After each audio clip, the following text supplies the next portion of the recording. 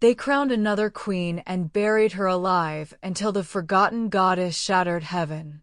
They called her the Hollow One, the Blood Bag, the stain on the Crimson Lotus sect's ancient lineage.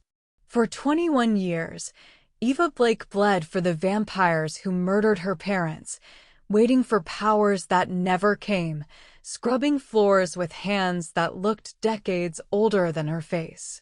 They thought her silence was surrender. They thought her weakness was permanent. But they forgot one fundamental law of the universe. The brightest stars are born in the darkest collapse. When the Supreme Elder of the Night Courts arrived to judge her sect, they didn't find a victim kneeling in the shadows. They found a goddess in chains. And by the time her celestial flames consumed the lies, the corruption, and the covenant that enslaved her, it was too late to beg for mercy. The blood moon over Neo-Shanghai doesn't cleanse sins. It just makes them glow brighter in the dark. And Eva Blake? She was done bleeding for monsters. Tonight, the gods would bleed for her. But before we dive in, I need to ask you something that truly matters to me. If you've enjoyed my stories before, or if you're here hoping this one will move you, please don't leave without subscribing. Without your subscription, YouTube buries everything I create. The people searching for stories that make them feel something, stories about resilience, love, impossible choices, they'll never find them. Because the algorithm decided I wasn't worth showing. I'm not asking for money. Just 30 seconds to hit that subscribe button so others can discover these stories too. I pour everything I have into every word, every character, every chapter. And knowing I could reach someone who desperately needs it but won't because you didn't click, that genuinely breaks my heart. Please subscribe. It costs you nothing, but to me, it means someone believes these stories matter. Now, let's continue. The needle went in smoother the 6th time. Eva Blake had learned not to flinch anymore.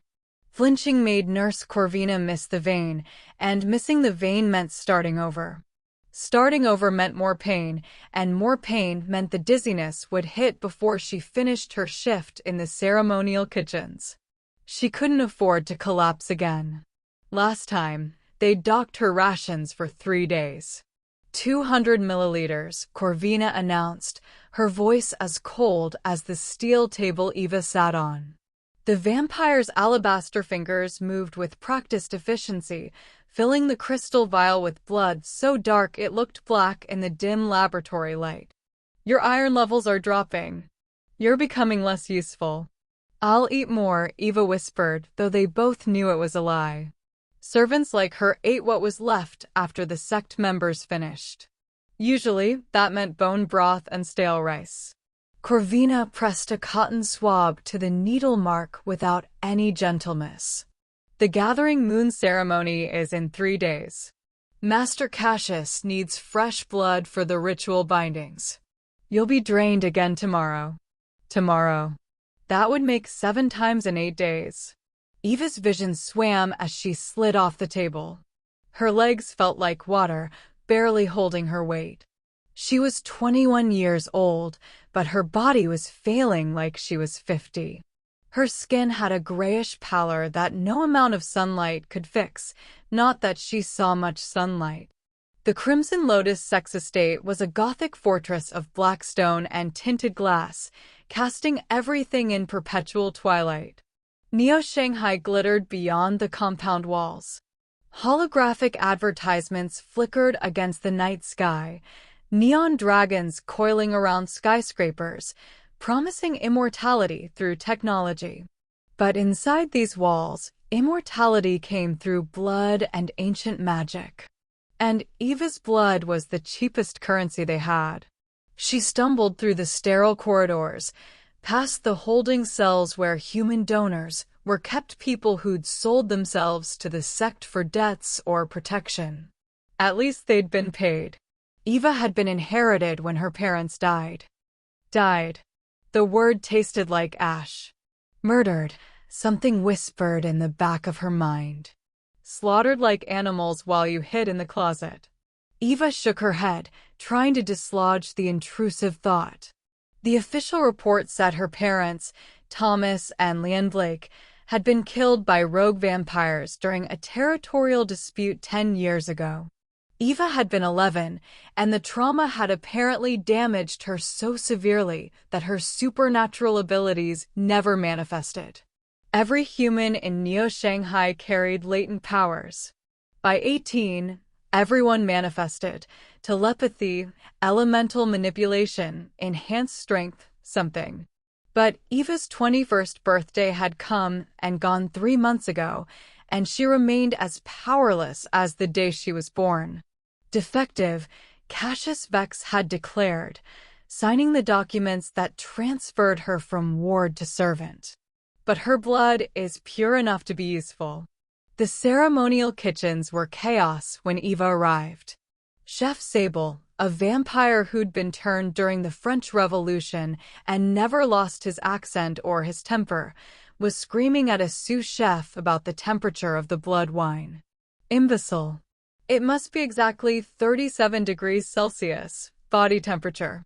The Supreme Elder arrives tonight, and if the welcoming feast is anything less than perfection, Cassius will have all our heads.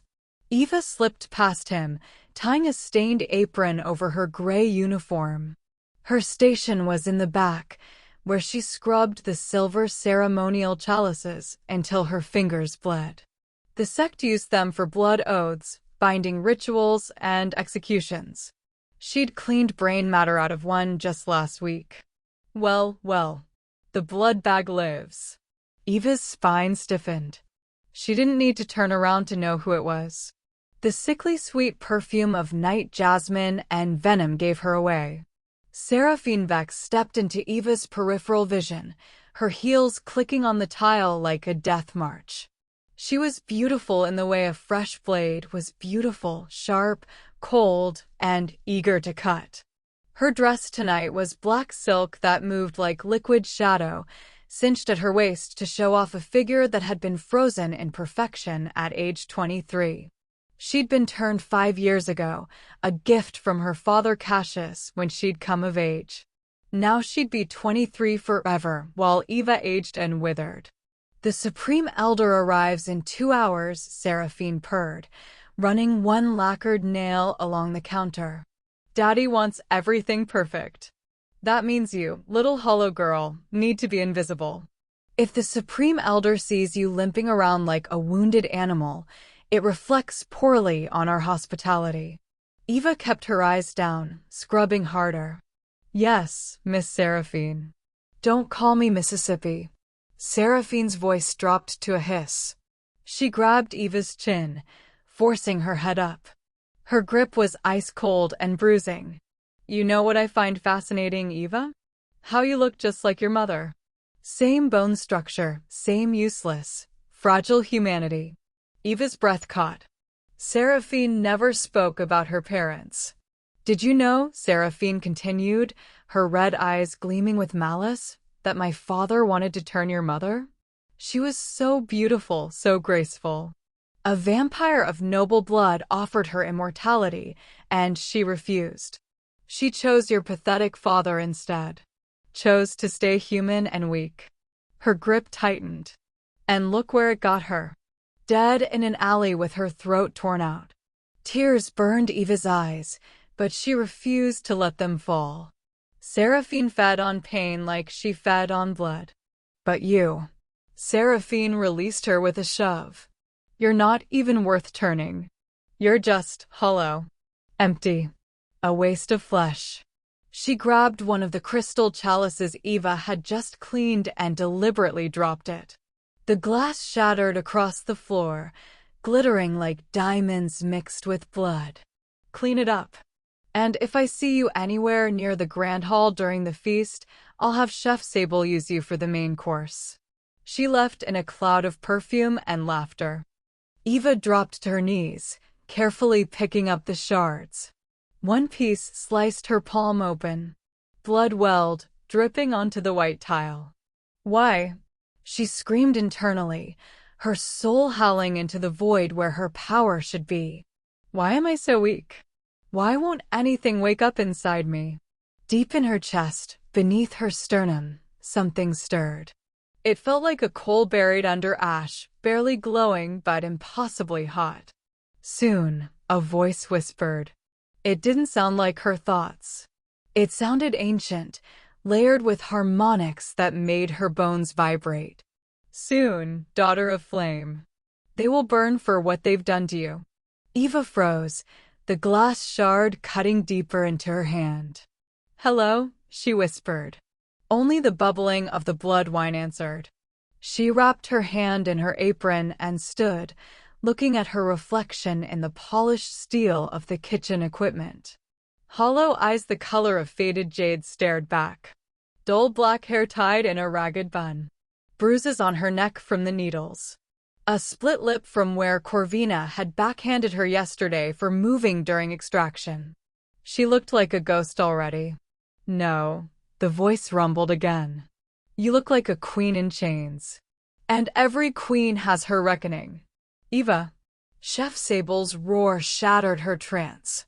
The Supreme Elder's convoy just entered the perimeter. Get to your station in the scullery and do not show your face. Move. Eva ran, her bad leg aching. She'd never told anyone that Seraphine had pushed her down the ceremonial stairs 3 years ago, watching as Eva's femur snapped. The sect doctor had refused to waste resources on her. It had healed crooked. As she limped toward the scullery, she passed the grand entrance. Through the massive windows, she could see the lights of the convoy, 6 black hover cars with tinted windows, flanked by motorcycles whose riders wore armor that seemed to absorb light. The Supreme Elder had arrived. And Eva Blake, the hollow girl, the blood bag, the waste of flesh, she had no idea that her entire world was about to ignite. The Grand Hall of the Crimson Lotus sect was a cathedral of darkness and decadence. 200 feet of vaulted ceilings supported by pillars carved to look like screaming souls. Chandeliers dripping with black crystals that refracted light into shards of crimson and violet. The floor was polished obsidian, so reflective it looked like everyone was walking on an abyss. Along the walls hung portraits of sect masters dating back to the Tang dynasty, their eyes seeming to follow movement with predatory interest. Tonight, the hall was filled with every vampire of standing in Neo-Shanghai. Over 300 immortals dressed in their finest, silks from Italy, brocade from Japan, jewels from mines that no longer existed. They stood in careful hierarchies, the elder vampires near the dais, the newly turned near the exits, the human servants like shadows against the walls. Eva watched from the narrow servants' corridor that ran behind the hall. There was a slit in the tapestry, barely visible, where she could observe without being seen. Chef Sable had stationed her here with a tray of blood wine and crystal decanters, ready to refill goblets if the stewards ran low. Stay hidden, Sable had hissed. If anyone sees you, I'll drain you myself. Cassius Vex stood at the center of the dais, looking every inch the master of his domain. He was tall and lean, with the kind of aristocratic features that made him look carved from marble. His hair was silver despite having been turned at 40, and his eyes were the color of fresh blood. Tonight he wore a suit of black silk with embroidered crimson lotuses, his sex symbol, across the lapels. Beside him, draped on his arm like an ornament, was Seraphine. She'd changed into a dress of deep red that looked like a fresh wound against her pale skin. Her eyes scanned the crowd constantly, looking for any sign of disrespect or challenge.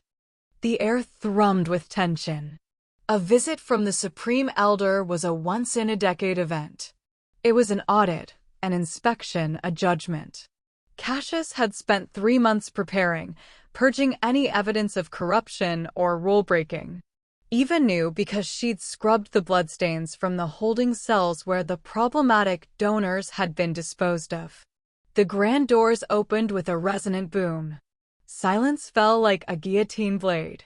A figure stood in the entrance, backlit by the neon glow of Neo-Shanghai's skyline. Even from this distance, Eva felt the weight of his presence. It was like gravity had increased, pressing down on everyone in the room. He stepped forward. Alaric Noctis, Supreme Elder of the Night Courts, Alpha of the Obsidian Guard, King of Vampires across 3 continents. Eva's breath caught in her throat. He was not what she expected. The rumors painted him as a monster 12 feet tall, wings of shadow, eyes that could incinerate with a glance. But the man who walked into the grand hall looked terrifyingly human.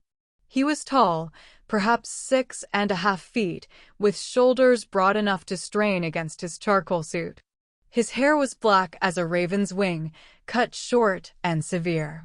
His face was all sharp angles, high cheekbones, a blade of a nose, a jaw that could have been carved from granite.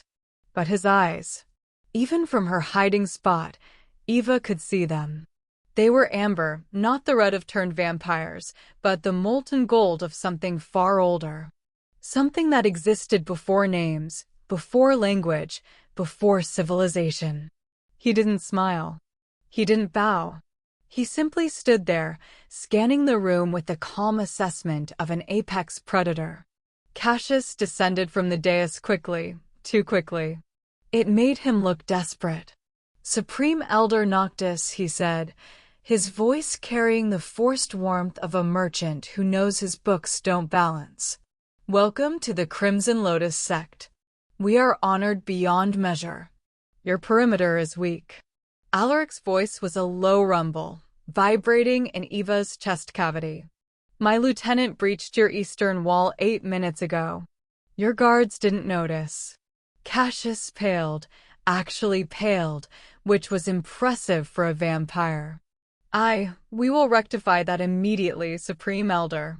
"Please, allow me to. Where is your security chief?" A vampire near the back of the crowd whimpered. A broad-shouldered man with military tattoos stepped forward, his head already bowed.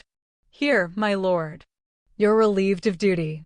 Alaric didn't raise his voice. He didn't need to. "Report to my second for reassignment. If you're competent, you'll be placed somewhere you can't get people killed. If you're not, you'll be retired." Retired. In vampire terms, that meant executed. The security chief collapsed to his knees. "Please, Supreme Elder, I have served faithfully." Faithfully incompetent is still incompetent. Alaric turned back to Cassius.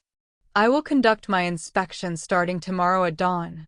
I expect full financial records, donor contracts, blood purity reports, and your operational logs for the last 5 years. Any discrepancies will be investigated." Cassius's jaw tightened, but he nodded. "Of course, Supreme Elder. Everything is in order." It had better be. Alaric moved deeper into the hall. Behind him came his entourage, 3 vampires who moved like smoke, dressed in black tactical gear. The largest was a man with a scar bisecting his face from temple to jaw, Silas Cade, Alaric's second in command. Beside him walked a woman with silver hair despite appearing 25 Lyrishan, the court's chief investigator. And trailing them was a smaller figure in a hooded cloak, whose face Eva couldn't see.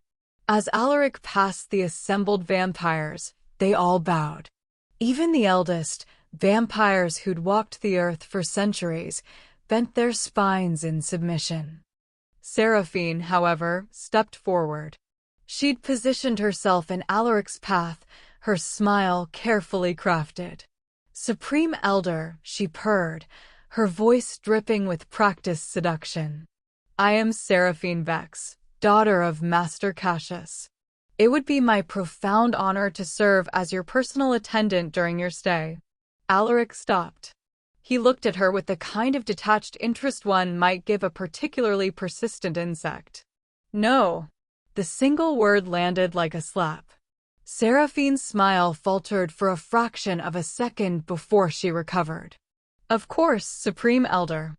Forgive my presumption." She stepped back, but Eva saw it, the flash of humiliation and rage in those red eyes. Seraphine wasn't used to rejection. She was the most beautiful vampire in the sect, turned at the peak of her human perfection and enhanced by immortal vitality. And Alaric had dismissed her like she didn't exist. The Supreme Elder continued toward the dais, but then something changed. He stopped mid-stride, his head tilting slightly. His nostrils flared. He was scenting something. His amber eyes swept the room, moving past the gathered vampires, past the ornate decorations, past the shadows. They moved along the wall where the tapestry hung. Eva's heart stopped. He can't see me. The gap is too narrow. I'm hidden. Alaric's gaze locked onto the exact spot where she stood. For one impossible moment, Eva felt like the entire universe had contracted down to the space between them. His eyes widened fractionally, the first sign of emotion he'd shown.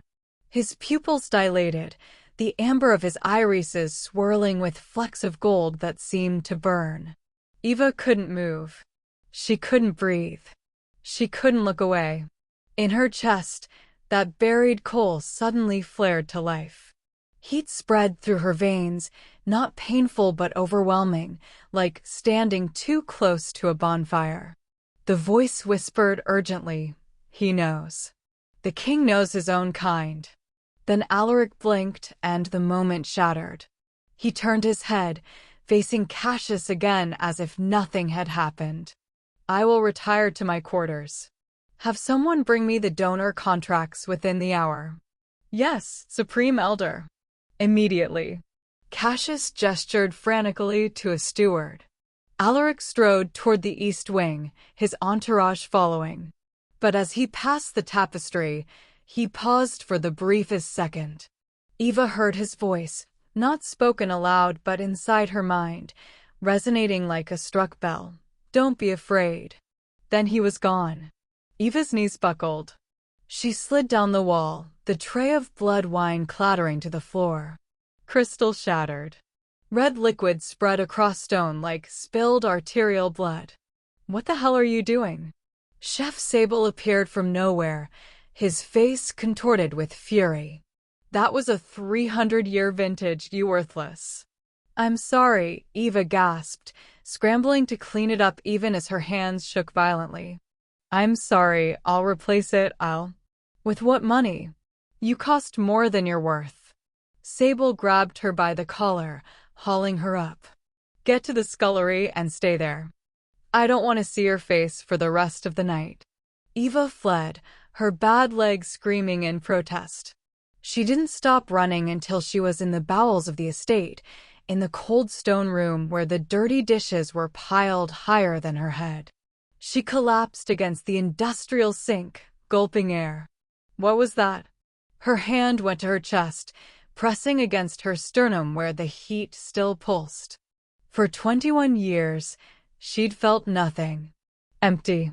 Hollow. But when Alaric's eyes had met hers, something had woken up. Something vast and terrible and ancient. Outside the narrow window, storm clouds gathered over Neo-Shanghai. Thunder rumbled in the distance. And in the depths of her soul, buried beneath years of trauma and suppression, the phoenix began to unfold its wings. Eva didn't sleep that night. She lay on her thin mattress in the servants' quarters, a converted storage room that housed 8 humans on bunks stacked 3 high. The air smelled of sweat, cheap soap, and resignation. Around her, the other servants snored or cried softly into their pillows. The latter usually meant they'd been called to donate extra blood that day. But Eva's eyes stayed open, staring at the cracked ceiling, feeling the strange warmth that had taken root in her chest. "Don't be afraid," the voice had said. Alaric's voice, speaking directly into her mind. That was impossible. Telepathy required a blood bond or deep magical connection. Eva had neither with the Supreme Elder. They'd never even spoken. And yet she'd heard him as clearly as if he'd whispered in her ear. Around 4 a.m., she gave up on sleep. She dressed in her gray uniform, tied her hair back with a fraying ribbon, and made her way to the ritual chambers. They needed to be purified before dawn, scrubbed with blessed salt water, the bloodstains removed, the ceremonial circles redrawn in silver dust.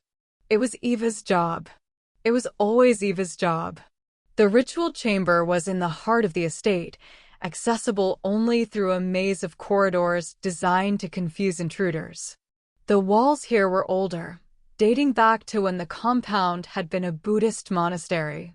You could still see traces of the original murals beneath layers of vampire aesthetics, lotus flowers and serene Buddhas half-covered by geometric bloodletting diagrams and invocation circles. Eva lit the ceremonial candles, 13 black tapers that smelled of myrrh and iron. The chamber was circular, maybe 50 feet in diameter, with a domed ceiling that absorbed sound. In the center was the blood altar, a slab of jade imported from Burma, carved with channels that directed sacrificial blood into collection bowls. Tonight, the altar was clean. The gathering moon ceremony wasn't until tomorrow. Tomorrow, when they'd drain her again. Eva pushed the thought away and began her work. She scrubbed the floor on her hands and knees, the blessed salt water stinging the cuts on her palms. The silence was total, oppressive. In here, even the sounds of Neo-Shanghai's endless traffic didn't penetrate, which is why she heard the footsteps immediately. Eva froze, her brush hovering over the stone. It was 4:47 a.m. No one should be in this wing. The ceremonial masters didn't arrive until after dawn prayers. The footsteps were light, deliberate, coming closer. Eva scrambled behind one of the pillars, her heart hammering. If she was caught here, if someone thought she was trying to steal something or sabotage the ceremony. The door opened with an echoing creak. Seraphine Vex glided into the chamber. She wore a silk robe of midnight blue, her hair loose around her shoulders. In her hands she carried a small wooden box, the kind used to store sacred relics. Eva pressed herself against the pillar, barely breathing. Seraphine moved to the altar, setting the box down with reverent care. She opened it. Inside, resting on black velvet, was the crimson sigil, the sect's most sacred object. It was a medallion the size of a palm, made from the crystallized blood of the sect's founder and set in silver that had been quenched in a martyr's tears. It was only removed from the vault for the most important ceremonies. What was Seraphine doing with it? Eva watched as Seraphine pulled out a second object, a cloth bundle. She unwrapped it carefully, revealing Eva's sleeping mat, the threadbare thing she used as a pillow. Horror dawned like acid in Eva's stomach.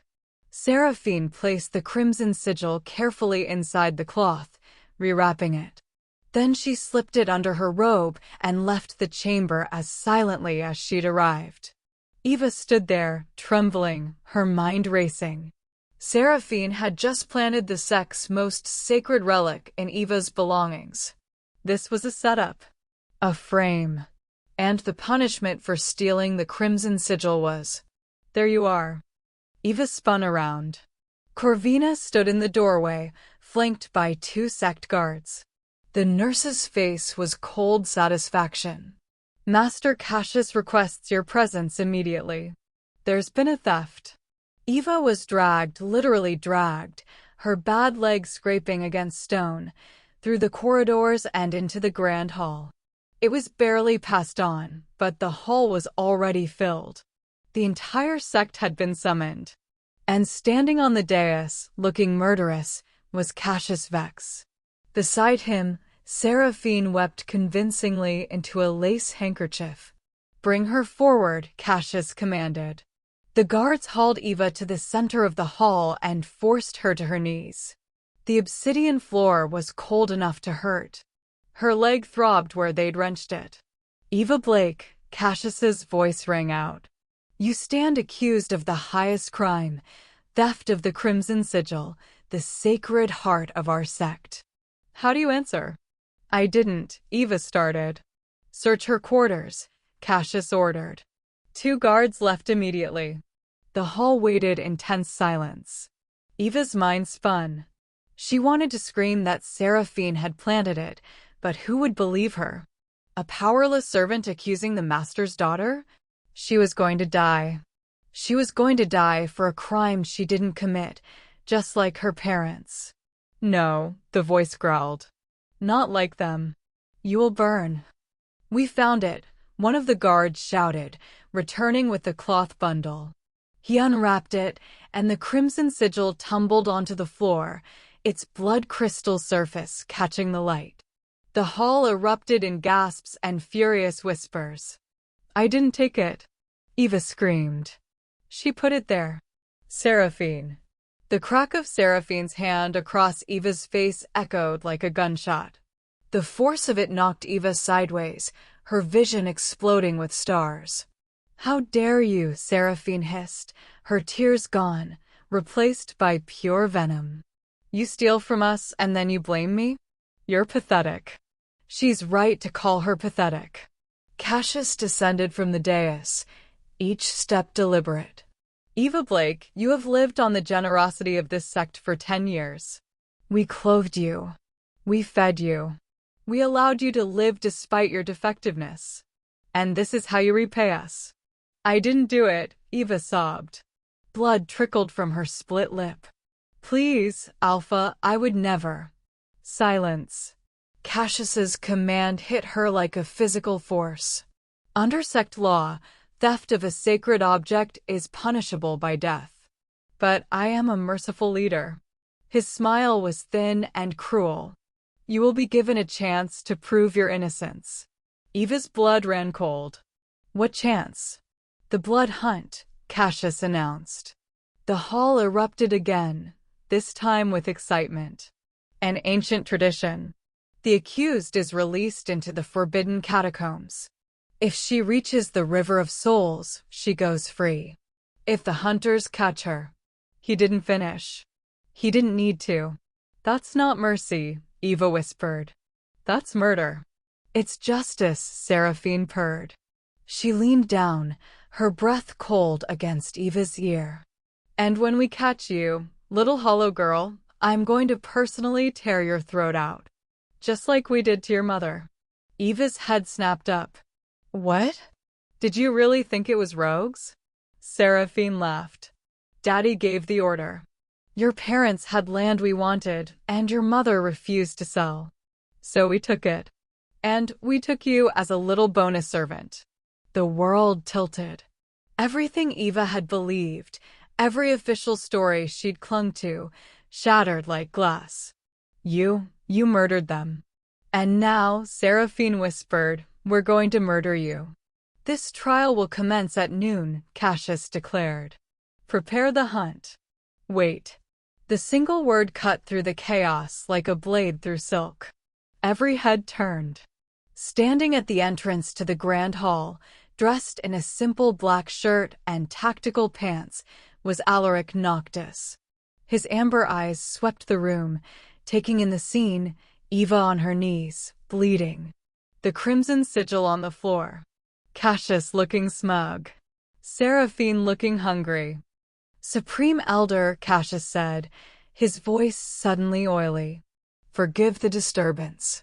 We are dealing with an internal matter, a theft. I can see that. Alaric walked forward, his footsteps echoing in the silence. He stopped in front of Eva. His gaze traveled over her split lip, her bruised face, her trembling hands. Something dark flickered in his eyes. And the evidence against her? The crimson sigil was found in her quarters, Cassius said. Hidden in her bedding. Interesting. Alaric picked up the sigil, turning it over in his hands. And does your sect have security footage of the vault? Magical wards? Any way to track who accessed this object? Cassius hesitated. The vault is, we trust our inner circle. So no. Alaric's voice was flat. You have no proof she took it. Only proof it was found in her space. Anyone could have placed it there. She's a servant, Seraphine interjected, her voice sharp. Who else would steal? Someone's setting her up, Alaric interrupted, his eyes locking onto Seraphine. The temperature in the hall seemed to drop 10 degrees. Someone with access to both the vault and her quarters. Someone who benefits from her removal. Seraphine's face went carefully blank. Alaric looked back at Cassius. I find your evidence lacking. This trial is a farce. With respect, Supreme Elder, Cassius said tightly, this is an internal sect matter. Our traditions. Your traditions, Alaric said softly, dangerously, do not supersede the law. I am here to ensure your sect operates within the bounds of our covenant. Executing someone without proper evidence violates that covenant. The air crackled with tension. Cassius's jaw clenched. He was being challenged publicly, and if he backed down, he'd look weak in front of his entire sect. However, Alaric continued, and Eva's heart sank. I cannot interfere with your right to test her through ordeal. If your law states that the blood hunt is an acceptable trial method, I will observe. But know this, Cassius, if I find evidence of foul play, I will hold you accountable.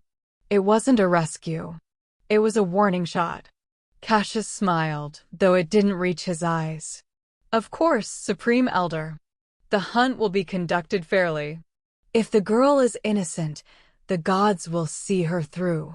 Alaric looked down at Eva one last time. His eyes met hers, and for a moment she saw something in them, rage, barely controlled, like a star about to go supernova. I cannot save you yet, his voice whispered in her mind. But I will not let you die. Run, Eva. Run until your legs give out. I will find you. Then he turned and walked away, his second following. Take her to the preparation chambers, Cassius ordered. The hunt begins in 1 hour. As the guards hauled Eva to her feet, she looked back at the dais. Seraphine stood there, smiling. And Eva realized with cold, crystalline clarity, this had never been about the sigil. This was about eliminating her before Alaric figured out what she was. Before she figured out what she was. The forbidden catacombs were older than the sect. Older than Neo-Shanghai. Older than any memory of what this land had been before humans built their towers of glass and steel.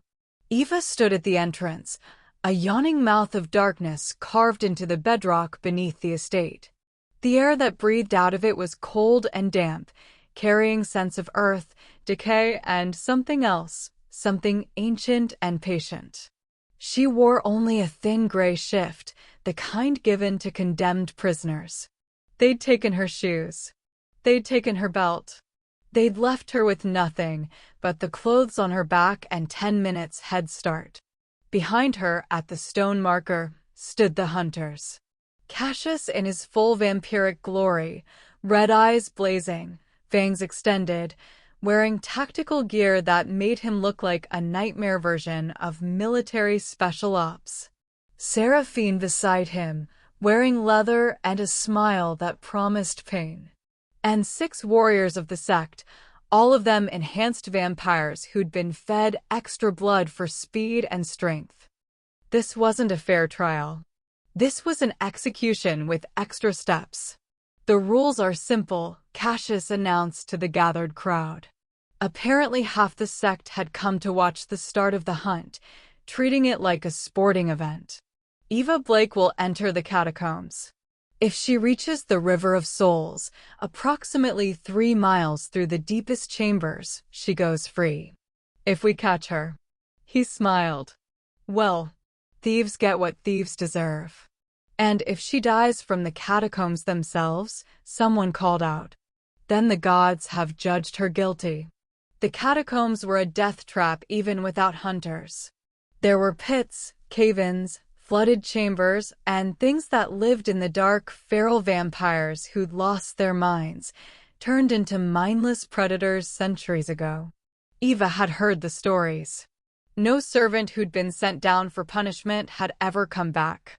You have 10 minutes, Cassius said, checking his watch. I suggest you run. Eva looked at the darkness. Then she looked back at the crowd. Somewhere in the mass of faces, she saw Corvina the nurse, looking vaguely uncomfortable. Chef Sable, his expression unreadable. Dozens of vampires she'd served, who'd ignored her, who'd treat her as furniture. And standing apart from everyone, watching from the shadows, Alaric. His second, Silas, stood beside him, along with Lyra the investigator. They weren't participating in the hunt, but they were observing. Alaric's amber eyes met hers one last time. Run. Eva turned and limped into the dark. The catacombs swallowed her whole.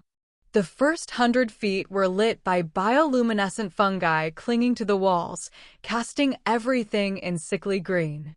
But beyond that, the darkness was absolute. Eva's eyes adjusted slowly, her human night vision pathetically inadequate. She moved as quickly as her leg would allow, one hand trailing along the damp stone wall. The passage sloped downward, taking her deeper into the earth. Water dripped somewhere in the distance, echoing strangely. 3 miles, she thought desperately. I just need to survive 3 miles. Her legs screamed in protest with every step. The old injury, the one Seraphine had caused, sent spikes of white-hot agony up her hip. She was breathing hard already, her body weak from constant blood drainage. Behind her, in the distance, she heard the first howl. They'd started early. Panic seized Eva's chest. She broke into a stumbling run, ignoring the pain, ignoring the exhaustion. The passage branched. She chose right on instinct, plunging deeper. The howl came again, closer. They were fast. So much faster than her. Why won't you help me? She screamed internally at the power that refused to manifest. They're going to kill me. Not yet, the ancient voice rumbled. The chains must break first. Pain is the key. Fear is the fire. Let them chase you, daughter. Let them push you to the edge. Only at the precipice will you learn to fly. I don't want to fly, Eva sobbed, her breath coming in ragged gasps. I just want to live. The passage opened into a larger chamber. Eva's eyes had adjusted enough to see the vague shapes, massive pillars carved with symbols she didn't recognize, a ceiling lost in shadow, and a floor covered in bones. Human bones. She was in an ossuary, a burial chamber. Hundreds, maybe thousands of skulls grinned at her from the walls, stacked in precise geometric patterns. And at the far end, 3 exits. Which one led to the River of Souls? Behind her, the sound of claws on stone. Rapid. Multiple sets. Eva chose the middle passage and ran. Time became meaningless. Minutes or hours, she couldn't tell. The catacombs were a labyrinth designed to disorient, to trap, to kill. She passed through chambers filled with stagnant water that soaked her to the knees. She crawled through passages so narrow her shoulders scraped stone. She descended stairs carved into the rock, hundreds of feet down, until her legs shook with exhaustion. And always, behind her, the hunters. She could hear them calling to each other, their voices echoing through the tunnels. They were toying with her. They could have caught her already if they'd wanted. Little blood bag. Seraphine's voice rang out, impossibly close. Come out and play. I promise I'll make it quick. Lies. Seraphine would make it as slow as possible. Eva emerged into another chamber and froze. This one was different. The walls here were carved with beautiful murals, cranes and phoenixes, mountains and rivers, scenes from ancient myths. And in the center was a pool of crystal clear water, fed by an underground spring. The River of Souls. She'd made it. She'd actually. Impressive. Eva spun around. Cassius Vex stood in the entrance she'd just come through. He wasn't even breathing hard. His red eyes glowed in the dark like coals. I didn't think you'd actually reach it, he said conversationally. Most don't make it past the first mile. But you, little Eva, you've got your father's stubbornness. Eva backed toward the river. I reached it. The trial is over. I go free. Technically, Cassius agreed. He stepped into the chamber, and behind him came the other hunters. Seraphine, the 6 warriors, all of them surrounding her in a loose circle. But there's a clause you don't know about. To complete the trial, you have to enter the river and emerge on the other side. The water is, let's say, temperamental. It doesn't like the guilty. Then I'll cross it. With that leg. Seraphine laughed. The current will drag you under. You'll drown. Eva looked at the water. It was moving fast, she realized. What looked like a peaceful pool was actually the surface of an underground river, the current deceptively strong beneath. She was trapped. Behind her, drowning. In front of her, monsters. You know what? Cassius said, his smile widening. I've changed my mind. The trial is over. You've been judged. He lunged. Eva screamed and threw herself backward into the river. The cold hit her like a fist. The current grabbed her instantly, dragging her under. She couldn't tell which way was up. Her lungs burned. Her leg was useless, couldn't kick, couldn't. A hand grabbed her collar and hauled her up. Eva broke the surface gasping, being dragged toward the shore. She blinked water out of her eyes and saw Alaric. He dove in after her. He pulled her onto the rocky bank on the other side of the river, his expression murderous. Cassius stood on the opposite shore, staring in shock. Supreme Elder, what are you? She completed the trial, Alaric said, his voice echoing through the chamber. She reached the river. She entered it. She survived. By your own law, she is innocent. The trial isn't meant to be survived with help. Seraphine shrieked. Your law, Alaric said coldly, does not specify that help is forbidden. Only that the accused must reach the river and cross it. She has done so. The trial is concluded. Cassius's face contorted with rage. You interfered. I observed, Alaric corrected. And I prevented a murder. Because that's what this was, wasn't it, Cassius? A murder disguised as justice. You have no proof. I have all the proof I need. Alaric pulled something from his pocket and threw it across the river. It landed at Cassius's feet. The wooden box Seraphine had carried into the ritual chamber that morning. The one she'd used to transport the Crimson Sigil.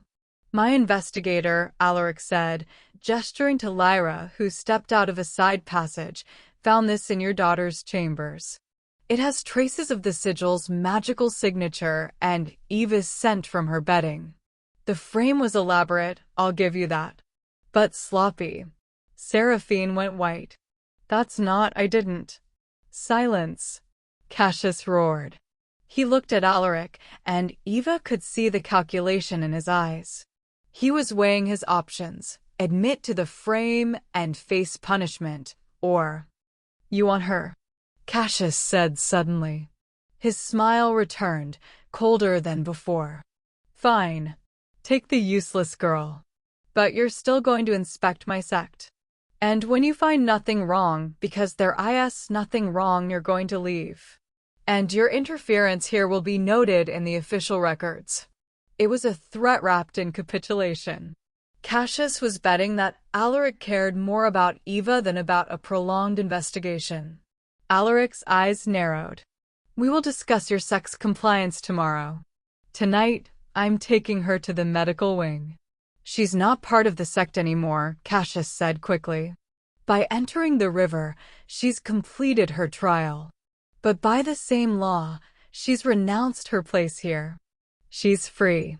Which means she's your problem now, Supreme Elder. It was a clever trap. If Alaric took Eva, Cassius could claim he was showing mercy. If he left her, she'd be exiled, expelled into Neo-Shanghai with no papers, no money, no status. She'd be dead in a week. Alaric looked down at Eva, shivering and soaked on the stone. Then he did something that made every vampire in the chamber gasp. He removed his jacket and wrapped it around her shoulders. The gesture was intimate, protective. Acclaiming. "Fine," Alaric said. "She's under my protection now. Which means, Cassius, if anyone from your sect touches her, harms her, or even looks at her wrong, I will consider it an act of war against my court." The threat hung in the air like a blade. Cassius's smile faltered. "Understood, Supreme Elder." "Good." Alaric scooped Eva into his arms, lifting her as if she weighed nothing. "Silas, Lyra, we're leaving. We'll continue the inspection from my estate." As Alaric carried her out of the catacombs, Eva looked back one last time. Cassius and Seraphine stood on the opposite shore, their faces masks of barely controlled fury. She'd survived. She'd won. So why did it feel like the real nightmare was just beginning? Alaric's estate was nothing like the Crimson Lotus compound. Where Cassius's fortress had been all Gothic oppression and calculated darkness, Alaric's home was alive. It sat on the edge of Neo-Shanghai's supernatural district, a sprawling complex of traditional Chinese architecture merged seamlessly with modern defensive technology. Curved tile roofs and paper lanterns coexisted with ballistic glass and biometric scanners. But Eva saw none of it when they arrived. She was fading in and out of consciousness, her body finally surrendering to exhaustion, blood loss, and hypothermia from the river. She woke in silk. Real silk, the kind that whispered against skin like water. She was in a bed, an actual bed, not a thin mat on concrete, with pillows that smelled of sandalwood and something else. Something that made her hindbrain relax even as her conscious mind panicked. "Where?" "Easy." The voice was deep, calm. "You're safe." Eva's eyes snapped open. She tried to sit up and immediately regretted it. Pain lanced through her leg, and her head swam with dizziness. A hand pressed gently against her shoulder, easing her back down. "I said easy. You've been through hell." Alaric sat in a chair beside the bed, close enough to touch but not invading her space.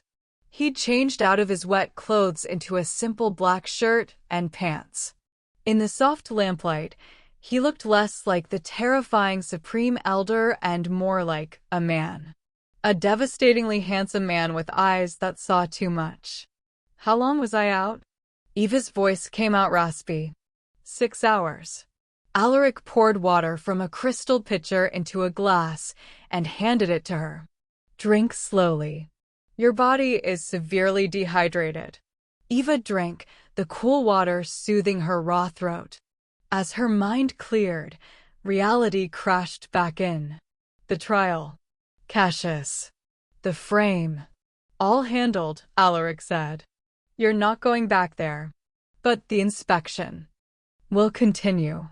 But you don't need to worry about that." His amber eyes studied her face with an intensity that made her want to look away, except she couldn't. "What you need to worry about is recovering. My healer says you've been systematically drained beyond what's safe. Your iron levels are dangerously low, your bone density is compromised, and that leg," his jaw tightened. "That leg should have been healed years ago." "Who refused you treatment?" "The sect doctor," Eva whispered. "Said I wasn't worth the resources." Something dark and violent flashed across Alaric's face. "We'll see about that." He stood, walking to a side table where medical supplies were laid out. When he returned, he carried a syringe filled with amber liquid that seemed to glow from within. Eva flinched back instinctively. "It's not poison," Alaric said gently. "It's concentrated healing serum, derived from phoenix tears and elder vampire blood. It will accelerate your body's natural healing. Your leg should be functional within a day." "Phoenix tears." The words triggered something in Eva's memory, her mother's voice, reading from an old book, "The phoenix weeps for the worthy, and her tears can resurrect the dead." "I can't afford that," Eva said. "Phoenix tears they're worth fortunes. You're not paying for it." Alaric's tone left no room for argument. "May I?" Eva hesitated, then nodded. She pulled up the sleeve of the silk nightgown someone had dressed her in, probably Alaric's staff, which was mortifying to think about, and offered her arm. Alaric's touch was surprisingly gentle. He swabbed her inner elbow with alcohol, then slid the needle in with practiced precision. The serum burned going in, but it was a good burn, like life flooding back into dead tissue. "There," Alaric said, withdrawing the needle and pressing gauze to the injection site. "You'll feel strange for a few hours. The healing accelerates everything, your metabolism, your cell regeneration. You'll be hungry. Ravenous, actually." As if on cue, Eva's stomach growled so loudly it echoed in the quiet room. Alaric's lips twitched in what might have been a smile. "I'll have food brought up." "Wait." Eva grabbed his wrist before he could stand. The moment her fingers touched his skin, that feeling returned, the heat, the pull, the sense of something vast waking up inside her. "Why are you helping me?" Alaric went very still. His eyes locked onto where her hand gripped his wrist, then slowly traveled up to meet her gaze. "You really don't know, do you?" "Know what?" He was silent for a long moment, and Eva could see him wrestling with something. "Finally," he said, "when I walked into that hall and saw you on your knees, bleeding, I felt something I haven't felt in 300 years. "What?" "Rage." The word was quiet but absolute. Pure, incandescent rage. Not the cold anger I used to execute traitors or punish corruption. This was primal. Protective. Like every cell in my body was screaming to destroy anyone who'd hurt you. Eva's breath caught. "I don't understand." "Neither do I." "Not fully." Alaric gently extracted his wrist from her grip, and Eva felt the loss like a physical ache. "But I intend to find out. Rest now. Eat. Heal. Tomorrow, we'll talk about what happens next." He was almost to the door when Eva called out Alaric. He turned, and the sound of his name on her lips did something to his expression, softened it, somehow. "Thank you," she whispered. "For saving me. For believing me." "Eva," he said, and the way he said her name felt like a caress. "I would have burned that entire sect to ash before I let them kill you. You don't need to thank me for doing what my soul demanded." Then he was gone, the door closing softly behind him. Eva lay back against the pillows, her mind reeling. Her hand drifted to her chest, pressing against the warmth that pulsed there. "What's happening to me?" "You're waking up," the ancient voice purred. "The chains are breaking. The king has found his queen. Now all that remains is for the queen to claim her crown." Before Eva could process that cryptic statement, a knock sounded at the door. A young woman entered, human, maybe 25, with kind eyes and efficient movements. She carried a tray laden with food, soup, bread, roasted vegetables, and a protein Eva couldn't identify but smelled incredible. "I'm Lynn," the woman said with a warm smile, setting the tray on the bedside table. "I'm part of Lord Alaric's household staff. He asked me to make sure you eat everything on this tray, and then I'm to help you bathe if you're feeling up to it." "I can bathe myself," Eva said automatically, the servant's instinct to not be a burden kicking in. Lynn's expression turned sympathetic. "With respect, miss, you can barely stand." And Lord Alaric was very clear, "You're a guest here, not a servant. Let us take care of you for once." The kindness in her voice made Eva's throat tight with emotion. When was the last time someone had taken care of her? When was the last time she'd been called Miss instead of Blood Bag or Hollow Girl? "Okay," Eva whispered. The food was the best thing she'd ever tasted. Or maybe she was just starving. She devoured everything, the healing serum making her metabolism burn like a furnace. By the time she finished, she felt stronger than she had in years. The bath was heaven. Lynn helped her into a massive tub filled with hot water and herbs that smelled like jasmine and mint. As Eva soaked, she examined her leg, the one that had been crooked and painful for 3 years. The bone was straightening. She could actually see it shifting beneath her skin, the healing serum working impossibly fast. The pain was fading, replaced by a deep, warm tingling. "It's beautiful, isn't it?" Lynn said, helping Eva wash her hair. "Phoenix magic. I broke my back 2 years ago in a car accident. Lord Alaric used the same serum on me. I walked again within 3 days." "He did that for a servant?" Lynn's hands paused in Eva's hair. "Lord Alaric doesn't see people the way others do. He doesn't divide the world into powerful and powerless, worthy and unworthy. He sees suffering, and he stops it if he can. That's why he's the supreme elder. The others rule through fear. He rules through, I don't know, justice maybe, integrity. A good king," Eva thought. The kind the stories talk about.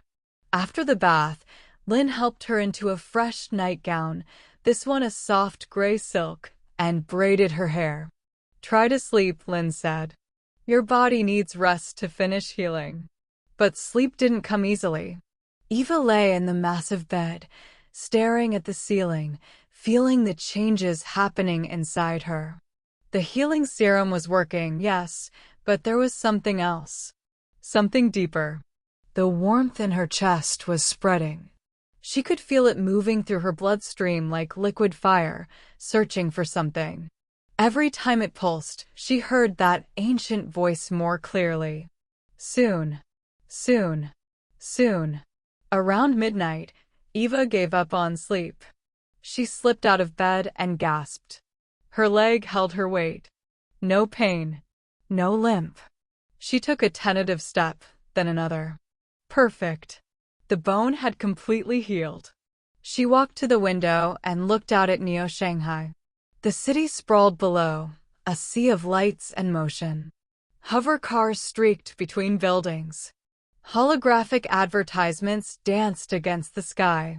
It was beautiful and terrible, a monument to humanity's refusal to accept limits. "Can't sleep." Eva spun around. Alaric stood in the doorway, holding 2 cups of tea. He noticed her light was still on. "I'm sorry, I didn't mean to disturb." "You didn't." He walked in, offering her one of the cups. "I couldn't sleep either. Too many thoughts." They stood together at the window, sipping tea in comfortable silence. Eva was acutely aware of how close he was, the heat radiating from his body, the subtle scent of cedar and rain that clung to him. "Can I ask you something?" Eva said finally. "Anything." "Why did you really come to inspect the Crimson Lotus sect? Your kind of inspections happen every decade, but you don't personally conduct them. You send deputies." Alaric was quiet for so long Eva thought he wouldn't answer. "Then, I had a dream." "A dream?" 3 months ago. I dreamed of fire, golden fire, the kind that doesn't burn flesh but incinerates sin. And in the center of the flames was a woman. I couldn't see her face, but I knew she was important. Crucial. Like my entire existence had been leading to finding her. Eva's heart began to pound. What happened in the dream? I was too late. She was already dead, murdered by people who feared what she was. Alaric's jaw tightened. When I woke up, I knew I had to find her. I pulled reports on every sect in my territory, looking for anomalies. The Crimson Lotus sect had several: unusual donor mortality rates, suspicious deaths, financial irregularities. But what caught my attention was a footnote in a file. "What footnote?" Alaric turned to look at her, his amber eyes intense. A report about a girl who hadn't manifested her powers despite being 21. The daughter of Thomas and Leanne Blake, who died in a rogue attack. Something about it felt wrong. So I came to investigate. And when you saw me, I knew, Alaric finished. You were the woman from my dream. And I was not going to be too late this time. Eva's hand went to her chest, feeling the warmth pulse in rhythm with her heartbeat. What am I, Alaric? What's happening to me? I think, Alaric said carefully, you're about to find out. That warmth you feel, I can see it. Your aura is changing. There's gold in it now, flickering like embers. Gold? The color of ancient power. The color of... He was cut off by a violent knock on the door. Silas burst in, his scarred face pale. Boss, we have a problem. What is it? Cassius just filed a formal complaint with the High Council. He's accusing you of interfering in sect business and forming an inappropriate attachment that compromises your judgment. Alaric's expression went ice cold. He's trying to force a tribunal. It gets worse. He's called for a blood duel. He's claiming you stole his sect's property, meaning Eva, and he wants her returned or compensation. If you refuse, he can challenge your seat as Supreme Elder. The room seemed to contract. A blood duel was an ancient law, a last resort when vampires couldn't resolve disputes any other way.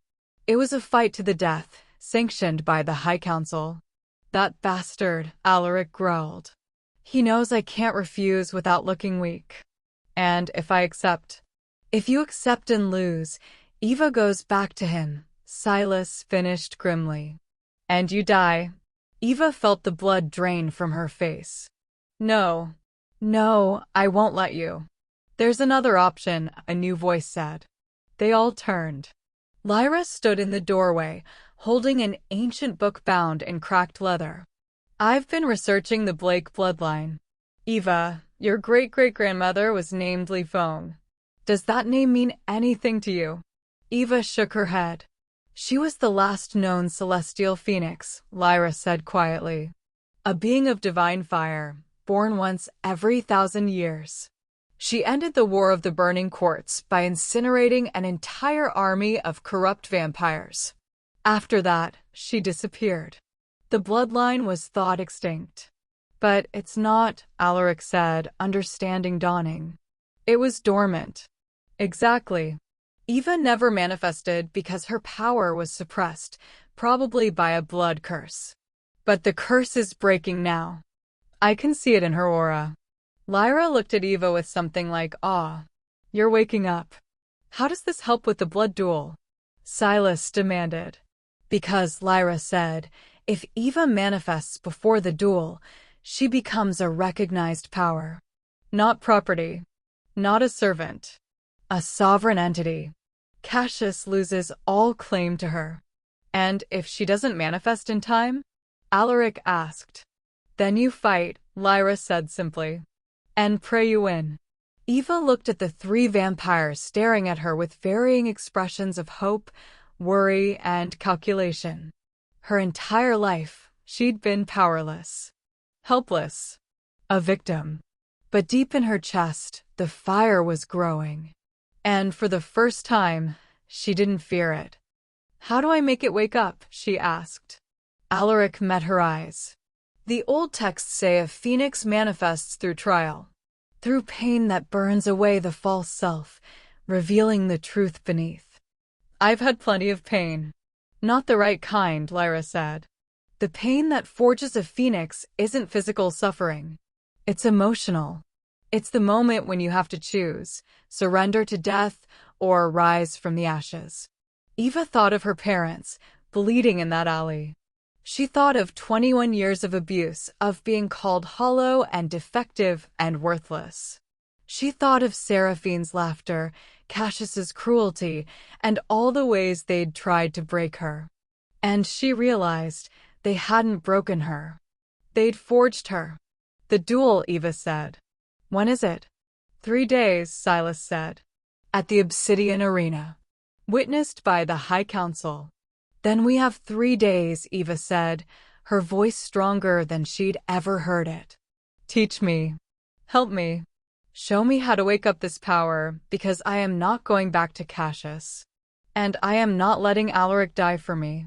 Alaric's eyes blazed with pride and something deeper. Then we begin training at dawn. As Silas and Lyra left to make preparations, Alaric lingered. He reached out and tucked a strand of hair behind Eva's ear, the gesture achingly intimate. You don't have to do this, he said softly. I could take you far from here. Somewhere Cassius would never find you. Running isn't living, Eva replied.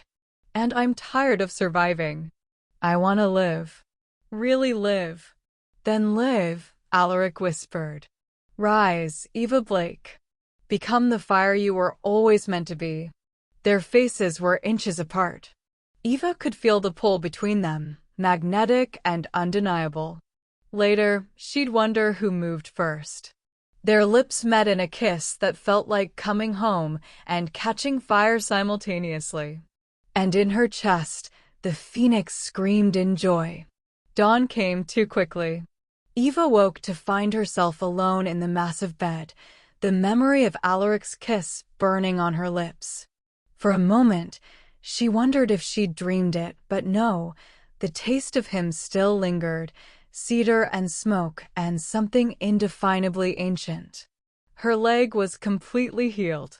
She stood and tested it, walking across the room, then jogging, then actually jumping. No pain, no weakness. It felt like a miracle, or the beginning of a transformation. A knock on the door.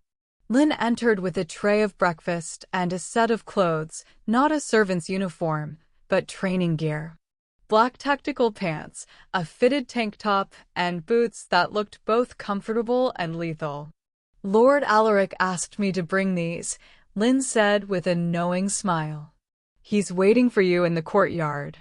And miss? Whatever happened last night, his aura is different. Brighter. I've never seen him like this. Eva felt heat creep up her neck. I don't know what you mean. Of course you don't. Lynn's smile widened. Eat quickly. You'll need your strength. The courtyard was a masterpiece of controlled nature. Ancient trees surrounded a training ground of packed earth, their branches forming a natural canopy. Training equipment lined the edges, weapons racks, meditation stones, and a circular dueling platform made of black jade.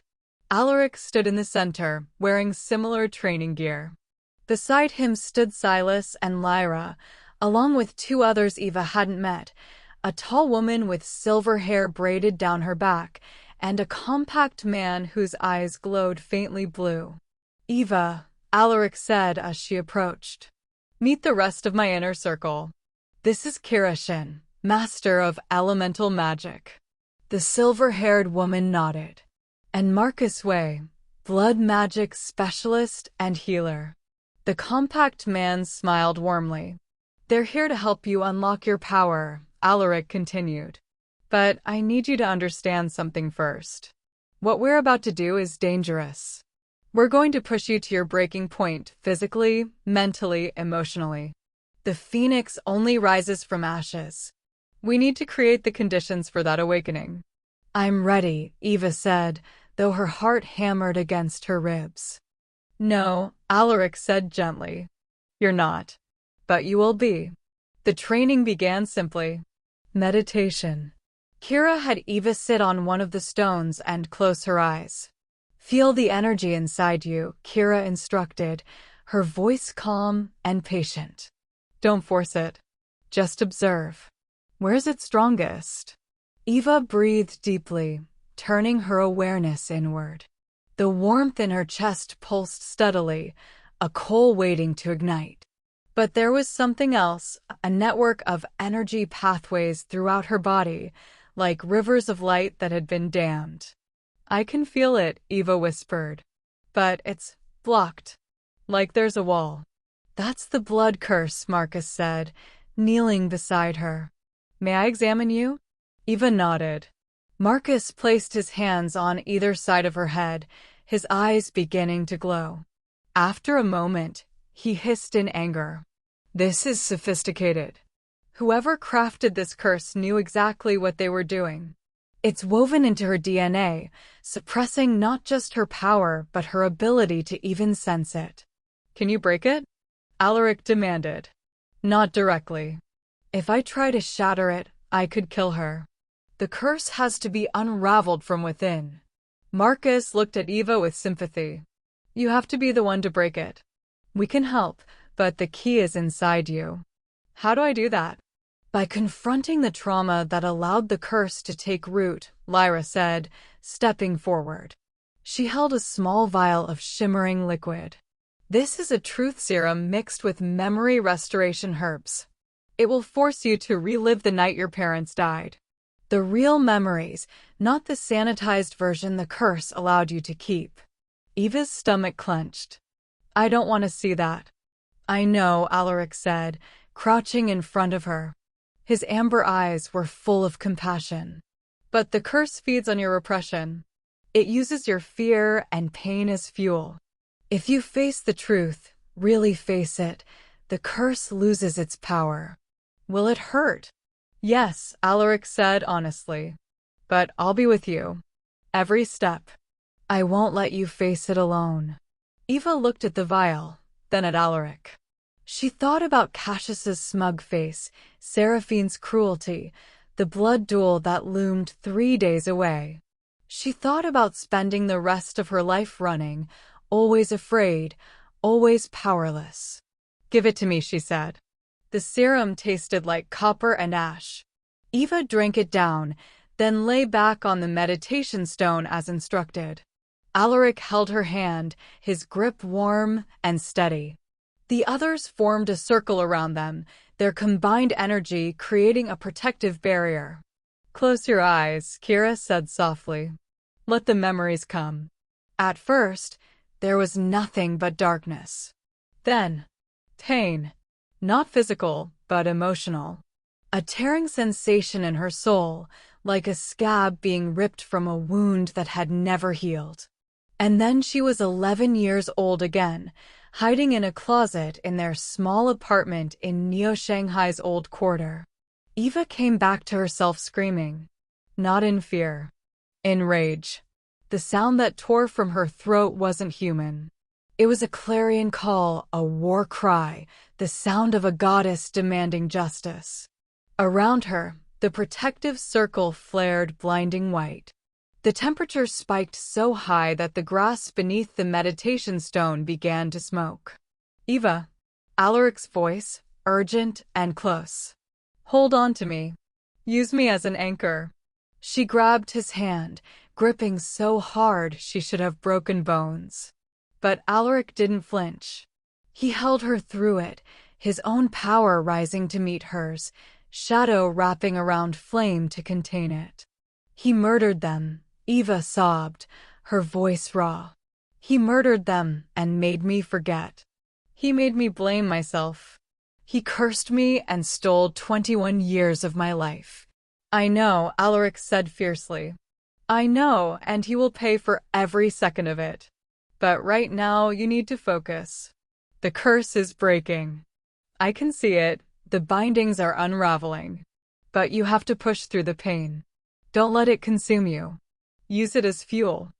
Eva closed her eyes, feeling the darkness inside her crack and splinter. The blood curse was a web of black energy wrapped around her core. But now, with the truth burning through her, she could see the weak points. She pulled, not with her hands, but with her will. She grabbed the curse and ripped. The backlash was catastrophic. Eva arched off the stone, her body convulsing. Every nerve ending screamed. It felt like she was being torn apart and rebuilt simultaneously. She's seizing, Marcus shouted. Her vitals are. Don't interfere, Kira commanded. This is the breaking point. If she survives this, she'll. The world exploded in gold. Eva opened eyes that were no longer jade, but violet, the color of imperial royalty, of divine authority. She stood slowly, and around her, the air shimmered with heat. Her skin glowed from within, golden light pulsing beneath her flesh like a second heartbeat. Her hair, formerly dull and lifeless, now shone like spun honey with streaks of white gold at the temples. She looked at her hands. Flames danced across her fingers, not red or orange, but white gold, the color of starfire. They didn't burn her. They were her. Eva? Alaric breathed, staring at her with unguarded awe. She turned to him, and the movement was graceful in a way it had never been. She felt different. Stronger. Complete. Like she'd been living as half a person, and only now had she become whole. "The curse is gone," she said, and her voice had harmonics, a layering of human speech and something ancient, something that resonated in the bones. "I can feel everything now. The energy in the air. The life in the trees. The power in all of you." Her eyes met Alaric's. "And I can feel you. Not just your presence, but your emotions. Your fear for me. Your—" She paused, feeling the bond between them pulse like a living thing. "Your love." Alaric didn't deny it. "From the moment I saw you." "Impossible," Eva whispered. "You don't even know me." "I know enough," Alaric said, standing and approaching her slowly, as one might approach a wild animal, with respect and reverence. "I know you survived 21 years of abuse and never became cruel. I know you protected others even when no one protected you. I know you chose to fight rather than run. And I know," he stopped inches from her, his amber eyes blazing, "I know that every part of me recognizes every part of you. Soul calls to soul, Eva. And mine has been calling for you for 300 years. Eva felt tears slip down her cheeks, evaporating in the heat of her aura before they could fall. "I don't know how to be this. A phoenix. A queen," Lyra finished, stepping forward with something in her hands. It was a mirror. Eva looked at her reflection and gasped. She was beautiful. Not in a conventional way, but in the way natural disasters are beautiful, powerful, undeniable, overwhelming. Her skin had a golden undertone, as if she'd swallowed the sun. Her eyes were violet fire. Her hair moved in an absent wind, lifted by the heat of her own power. She looked like the paintings in the ritual chamber, the cranes and phoenixes from the old myths. She looked like a goddess. "The blood duel," Silas said, practical even in this impossible moment. Cassius challenged for her. "But now she's not property," Kira finished. "She's a recognized celestial entity. Cassius has no legal claim." "He won't accept that," Alaric said grimly. "He'll fight anyway. His pride won't allow him to back down." "Then let him fight," Eva said. The flames on her hands intensified. "But not against you." "Against me." "Eva, no." "He murdered my parents," Eva said, her voice hard as diamond. "He cursed me. He stole my life." "This isn't your fight, Alaric. It's mine. And I'm going to end it." "The High Council won't allow an unsanctioned duel between you and Cassius," Lyra warned. "You'd need a formal challenge, legal standing." "Then give me legal standing," Eva said. "What do I need to do?" Marcus spoke up. "You need to register with the High Council as a Phoenix entity. It's a formal process, blood tests, power demonstration, verification of lineage. It takes weeks, usually." "We don't have weeks," Eva said. "We have 3 days." "There is one other option," Kira said slowly. "If a Supreme Elder claims you as their mate and you accept, you gain immediate status as consort. That would give you legal standing equal to Alaric's." Everyone turned to look at Alaric and Eva. "That's a lifelong bond," Silas said carefully. "It can't be broken except by death. And it would mean—" "I know what it means," Alaric said, his eyes never leaving Eva's. "The question is, do you want this, Eva?" Not because it's strategic. Not because it helps with the duel. But because you want me, and I want you, and everything else be damned. Eva thought about the kiss. The pull between them. The way her phoenix sang in his presence, recognizing something essential and true. Yes, she said simply. I want this. I want you. Then kneel, Kira said, moving into position. Both of you. We'll perform the bonding now. The bonding ritual was older than civilization.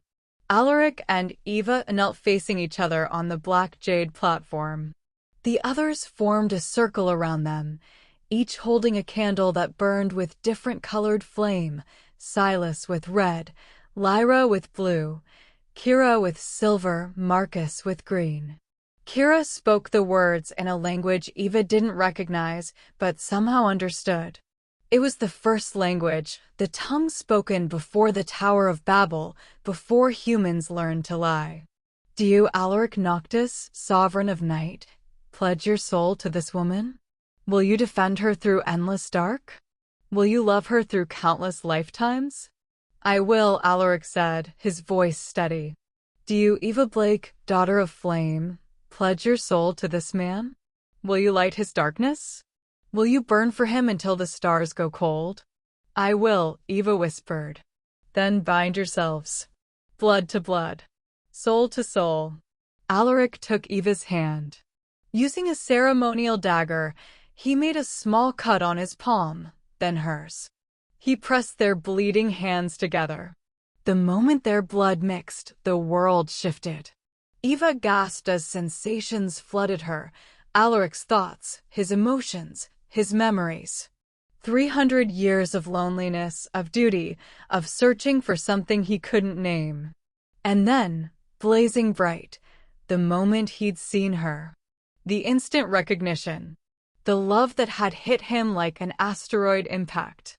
And flowing the other way, Alaric experienced her pain, her suffering, her secret strength. He felt every blow she'd endured, every moment of humiliation, every second of doubt. And beneath it all, the fire that had never gone out, waiting for its moment. Golden light and shadow intertwined, spiraling up from their joined hands like a double helix. The light grew so bright that Silas and the others had to shield their eyes. When it faded, Eva and Alaric knelt before each other, foreheads pressed together, breathing in sync. I can feel you, Eva whispered. Inside my head, inside my heart. And I you, Alaric replied. My phoenix, my mate, my queen. They kissed, and this time it wasn't tentative or questioning. It was acclaiming, mutual, and absolute. Shadow and flame, night and day, finding balance in each other. When they finally pulled apart, Eva noticed something on her left hand. A mark had appeared on her ring finger, a delicate tattoo of a phoenix in flight, wrought in gold that shimmered against her skin. Alaric bore a matching mark, a wolf of shadow, its eyes amber. It is done, Kira said, satisfaction in her voice. The bond is complete. Eva Blake is now Eva Noctis, consort to the Supreme Elder. She is full legal standing before the High Council. Good, Eva said, standing and pulling Alaric up with her. Then let's go to the Obsidian Arena. I have a murderer to face. The duel is in 3 days, Silas protested. No, Eva said, her eyes blazing with violet fire. It's now. I'm not waiting 3 more days while Cassius schemes. I'm going to the High Council myself and demanding immediate justice. That's... Lyra trailed off. Actually, that might work. As a recognized phoenix, you have the right to demand a trial of ashes, an ancient form of judicial combat. If you can prove Cassius committed crimes against your bloodline, the council must grant you immediate hearing. Then we go now, Eva said. She looked at Alaric. Are you with me? Always, he said, his hand finding hers. To the end of everything. The High Council chambers were carved from a mountain. Literally. The building was inside Neo-Shanghai's ancient mountain, accessible only by a guarded elevator that descended half a mile into bedrock. The chamber itself was massive, a cathedral carved from living stone, with stalactites hanging from the ceiling like frozen tears. 12 thrones sat in a semicircle on a raised dais. 10 were occupied by the elders who governed vampire society. Vampires so old they'd seen the rise and fall of empires. Their combined age exceeded 10,000 years. At the center sat Elder Malachar, the council's head. He was ancient beyond reckoning, his face like carved ivory, his eyes black as the void between stars. When Eva and Alaric entered, flanked by Silas, Lyra, Kira, and Marcus, every eye in the chamber turned to them. And everyone felt it. The power radiating from Eva like heat from a forge. Supreme Elder Noctis, Malachar said, his voice like whined through a crypt. We did not summon you. I come of my own accord, Alaric said. And I bring with me my mate and consort, Eva Noctis, born Eva Blake. She is the last daughter of the Phoenix line, and she demands justice. Murmurs rippled through the assembled vampires. Even the elders shifted uncomfortably. A phoenix, one of them breathed. I thought that bloodline extinct. It was dormant, Eva said, stepping forward. Her voice carried to every corner of the massive chamber. Dormant because Cassius Vex of the Crimson Lotus sect murdered my parents and placed a blood curse on me to prevent my awakening. For 21 years, I suffered under his rule, believing I was powerless. But the truth has been revealed. These are serious accusations, Malachar said. Do you have proof? I have my memories, unlocked by Truth Serum and verified by Master Marcus Way, Eva said. I have the testimony of Lord Alaric, who witnessed the aftermath. And I have this. She held out her hand. Fire danced across her palm, but not consuming fire. These flames were memory made manifest. Images flickered in the gold. Her parents' murder, Cassius forcing the curse down her throat, 21 years of abuse. The chamber watched in horrified silence. By our laws, Eva said, her eyes locked on Malachar, I have the right to demand a trial of ashes. Cassius Vex murdered my bloodline and attempted to extinguish the Phoenix flame. For this crime, I challenge him to combat. Here. Now. The accused must be present to answer charges, Malachar said. Oh, he's here, Lyra said quietly, gesturing to the entrance. Cassius Vex stood in the doorway, flanked by a dozen of his sect members. He'd been summoned by the council the moment Alaric's party entered the mountain. He looked furious, but he masked it quickly with a smooth smile. Supreme Elder. Esteemed Council. I'm afraid there's been a misunderstanding. This girl. Queen, Alaric corrected, his voice sharp as a blade. You will address my mate as Queen Consort or not at all. Cassius's smile faltered. This woman has been manipulated. Lord Alaric has obviously used his position to seduce a traumatized. Enough, Malachar said, raising one skeletal hand.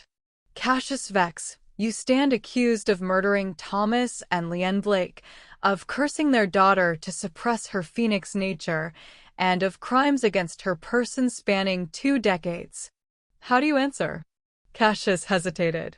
Eva could see him calculating, weighing his options. I answer, he said finally, that Thomas Blake was a threat to my sect. He possessed knowledge of our operations and threatened to expose us. His death was sanctioned as self-defense. And his wife? His child. Collateral necessity, Cassius said coldly. The Blake line posed a threat. I neutralized it. The chamber erupted. Even the elders, used to vampire politics and ruthlessness, looked shocked by the casual admission. You confess, Malachar said, his voice dangerously soft. I state facts, Cassius countered. By our laws, sect masters have autonomy over their territories. I acted within my rights. You murdered a phoenix bloodline. Kira shouted from behind Eva. That transcends sect law. The girl wasn't manifested, Cassius argued. For all I knew, she was human. How could I know she'd awaken decades later? Because my mother told you, Eva said, her voice cutting through the noise like a bell. In my memory, you saw it. She said I was dormant. You knew exactly what I was, and you cursed me anyway. You didn't act in self-defense. You acted in greed. You wanted my family's land, and you wanted to make sure no phoenix would ever challenge your power. Cassius's mask finally cracked. Rage twisted his features. So what if I did? You were nothing. A worthless servant. And you would have stayed nothing if that fool, he jabbed a finger at Alaric, hadn't interfered. Then you admit it, Malachar said. You admit to genocide against a sacred bloodline. I admit to protecting my interests, Cassius snarled. And I'll do it again. This entire trial is a farce. You're all afraid of her because she's a phoenix. But she's young, untrained, weak. She's no threat. Then prove it, Eva said. Fight me. Trial of ashes. You and me. No seconds. No interference. Just the guilty and the flames. Cassius laughed, but there was a manic edge to it. You want to fight me? Little girl, I've lived for 500 years. I've killed dragons. I've walked battlefields that would break your mind.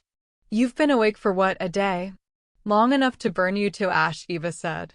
Her eyes blazed violet, and flames erupted around her body, not wild, but controlled, a corona of divine fire that made her look like a descending angel.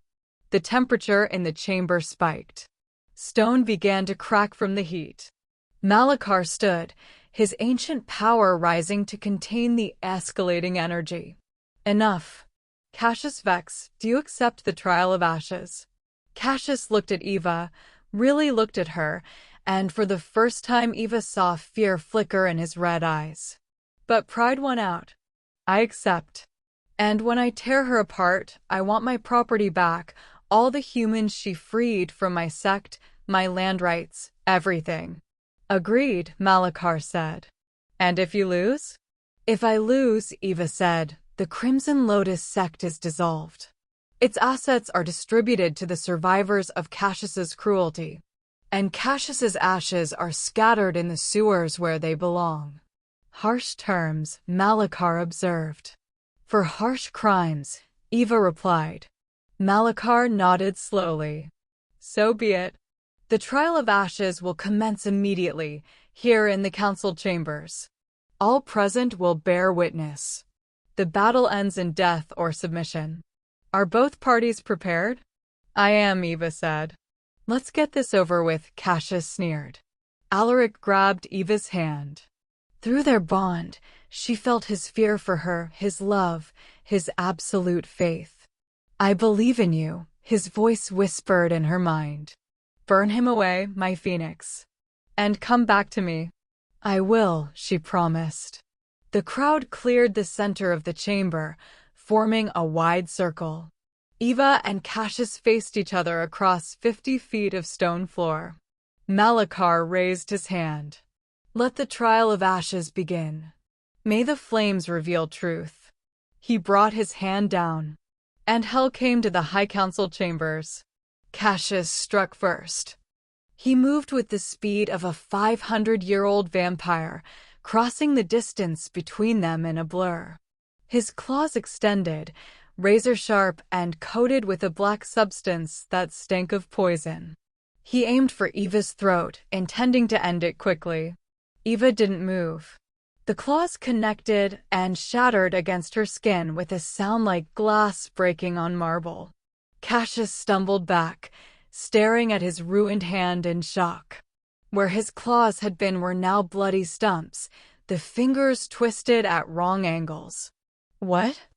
Phoenix fire doesn't just burn flesh, Eva said calmly. Her aura had solidified into an invisible shield, radiating heat so intense that the air around her shimmered. It burns anything that touches it with malicious intent. Your poison, your claws, your hatred, all of it is fuel. Cassius snarled, his face contorting into something inhuman. His jaw elongated, fangs extending until they were like sabers. His eyes went completely red, the whites disappearing. He was dropping the civilized mask, revealing the monster beneath. "I should have killed you when you were 11, he hissed.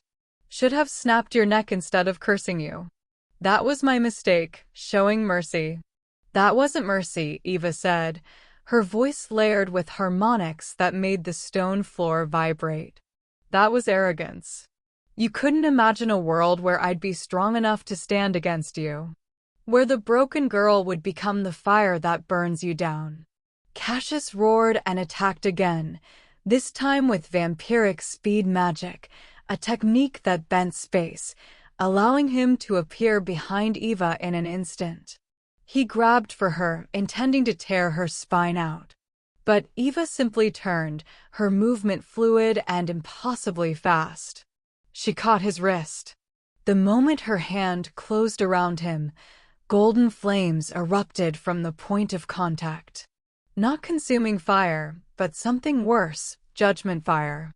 It burned away lies, pretense, corruption. It revealed the truth beneath. Cassius screamed as the flames raced up his arm.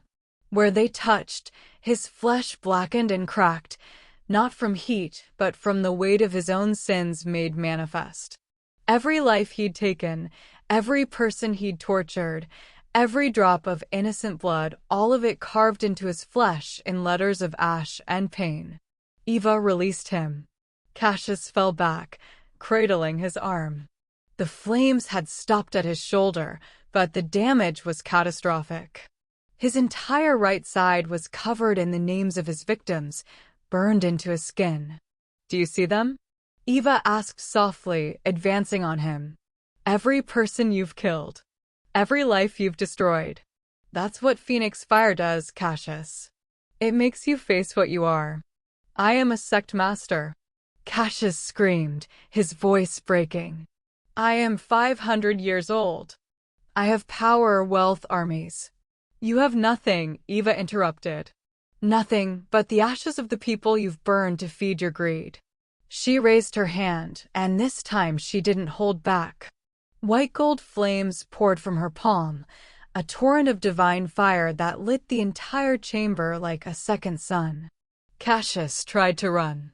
He turned and sprinted for the exit with every ounce of vampiric speed he possessed. The flames caught him mid-stride.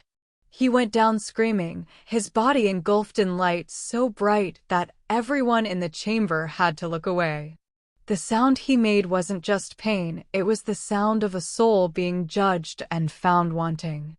When the light finally faded, Cassius lay on the stone floor. He was alive, but barely. His body was covered in burns, and more horrifyingly, he was aging. The immortality granted by his vampiric nature was being burned away.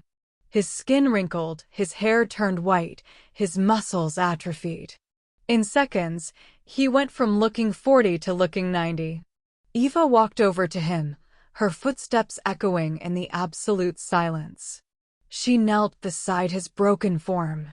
"Please," Cassius wheezed, his voice a ruined rasp. "Mercy. I beg you." Eva looked at him with eyes that held no anger, only profound sadness. "You killed my parents. You stole my childhood. You made me believe I was worthless for 21 years.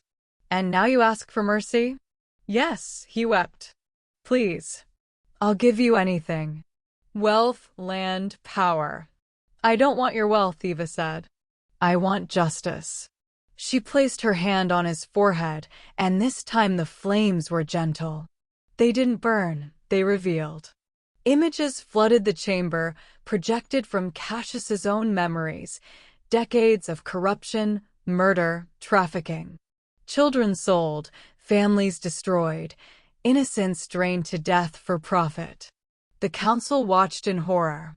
Even the ancient elders, who thought they'd seen every depravity, looked sick. When the images finally stopped, Malachar spoke. Cassius Vex, the flames have judged you. You are guilty of crimes beyond counting. The council finds you. Wait, Eva interrupted. She looked down at Cassius, then back at the council. I don't want him dead. Alaric's shock rippled through their bond. Eva, what are you doing? Trust me, she sent back. You don't want him dead? Malachar repeated, confusion evident in his ancient voice. Death is too easy, Eva said. Death is an escape. I want him to live. She looked down at Cassius with eyes that glowed like twin suns. I want him to live as I lived. Powerless. Afraid. Forgotten. She pressed her hand more firmly against his forehead and spoke in the first language, the tongue of creation. I curse you, Cassius Vex. I strip from you the gift of immortality. I take from you the strength of the vampire. I leave you human, fragile, and mortal. You will age. You will sicken. You will die, slowly and painfully, knowing that everything you built has turned to ash. The flames pulsed once, sealing the curse. Cassius's body convulsed and then went still. When he opened his eyes again, they were no longer red. They were brown, human brown. No, he whispered, staring at his hands. His claws were gone. His fangs had retracted and fallen out, leaving bloody gaps. No, you can't. I'm a vampire. I'm immortal. You can't. I just did, Eva said, standing. Guards, remove him. Take him to the human district. Give him no money, no identification, no help. Let him learn what it means to be powerless in a world of predators. 2 council guards hauled Cassius to his feet. He looked ancient now, a frail old man whose body couldn't support his weight. As they dragged him toward the exit, he screamed curses and threats, but his voice was weak, human. Pathetic. The chamber doors closed behind him, cutting off his screams. Malachar stood, and the other elders followed. Eva Noctis, daughter of the Phoenix line, the council recognizes your judgment. Cassius Vex is stripped of all rank, title, and property. The Crimson Lotus sect is hereby dissolved. Its assets will be liquidated and distributed to survivors and victims as you see fit. Thank you, Elder Malachar, Eva said, bowing slightly. Do not thank us, Malachar said, and for the first time, something like respect entered his ancient voice. You have shown more wisdom than many who've sat in these chambers for centuries. Death in rage is easy. Justice tempered with mercy, that is the mark of a true ruler. He paused, glancing at the other elders. Silent communication passed between them, the kind that came from millennia of working together. Which is why, Malachar continued, we have a proposition for you. The Crimson Lotus sect's territory cannot remain without governance. We would like to offer you the position of sect master. The chamber erupted in gasps and whispers. Eva blinked, genuinely surprised. You want me to lead a sect? Not just any sect. Another elder spoke up, an ancient woman with silver eyes. A reformed sect. One built on the principles you've demonstrated today: justice, mercy, and protection of the weak. You would have autonomy to rebuild it as you see fit. And Malachar added, as mate to the Supreme Elder, your sect would serve as a model for all others. A proof that our kind can evolve beyond the brutality that has defined us for too long. Eva looked at Alaric. Through their bond, she felt his emotions, pride, love, and a careful neutrality. He would support whatever decision she made. I need time to think, Eva said finally. This is a lot. Take the time you need, Malachar said. But know that the offer stands. The council recognizes your power and your wisdom. We would be honored to have you among our leadership. They left the council chambers as the sun was setting over Neo Shanghai. The city sparkled beneath them, millions of lights igniting as darkness fell. Alaric wrapped his arm around Eva's waist, pulling her close. "How do you feel?" "Strange," Eva admitted. "This morning I woke up as a servant. Tonight I'm a queen, a sect master candidate, and apparently a symbol of reform for an entire species. It's surreal." "You could turn it down," Alaric said. "No one would blame you. You've earned the right to rest, to heal, to just be." Eva leaned into him, feeling the solid strength of his body, the steady beat of his heart. Through their bond, she felt his love like a warm tide, constant and undemanding. "What do you think I should do?" she asked. "I think," Alaric said carefully, "that you're asking the wrong question. Not what you should do, but what you want to do. You've spent 21 years doing what others demanded. Now you get to choose your own path." Eva thought about the servants at the Crimson Lotus compound, people like Lynn, like Chef Sable, like all the forgotten humans who served vampires because they had no other choice. She thought about the children sold into blood servitude, the families destroyed by predatory sect masters. She thought about the world as it was and the world as it could be. "I want to lead," she said finally. "Not because I crave power, but because I know what it's like to be powerless. I can build something better. A sect where humans aren't prey. Where power is used to protect, not exploit." Alaric smiled, and it transformed his severe features into something radiant. "Then you shall. And I will stand beside you every step of the way. Even if it means challenging centuries of tradition, making enemies of the old guard. Especially then," Alaric said fiercely. He cupped her face in his hands, his amber eyes blazing with conviction. "Eva, I've lived 300 years in a world that's stagnant and cruel. You're a fire that can burn away that stagnation. I would be honored to burn with you." She kissed him then, there on the overlook above the city, with the wind whipping around them and the stars beginning to emerge overhead. It was a kiss of promise, of partnership, of two souls choosing each other against all odds. When they finally pulled apart, Eva looked out at Neo Shanghai and smiled. "Then let's burn it all down. And build something beautiful from the ashes." 3 months later, the former Crimson Lotus compound was unrecognizable. The Gothic fortress had been transformed. The oppressive black stone had been painted white and gold. The barred windows had been replaced with open balconies. The cells where donors had been kept were now comfortable apartments where humans lived as residents, not prisoners. And at the center of it all, the Phoenix Court. That's what they were calling it now. Eva had refused to keep the old name, too many bad memories. Instead, she'd chosen a name that represented transformation, rebirth, and hope. The inauguration ceremony was today. Eva stood in her private chambers, looking at herself in a full-length mirror. She wore a dress that seemed to be woven from liquid gold and fire, Kira's creation, infused with phoenix magic so that it actually moved and shimmered like living flame.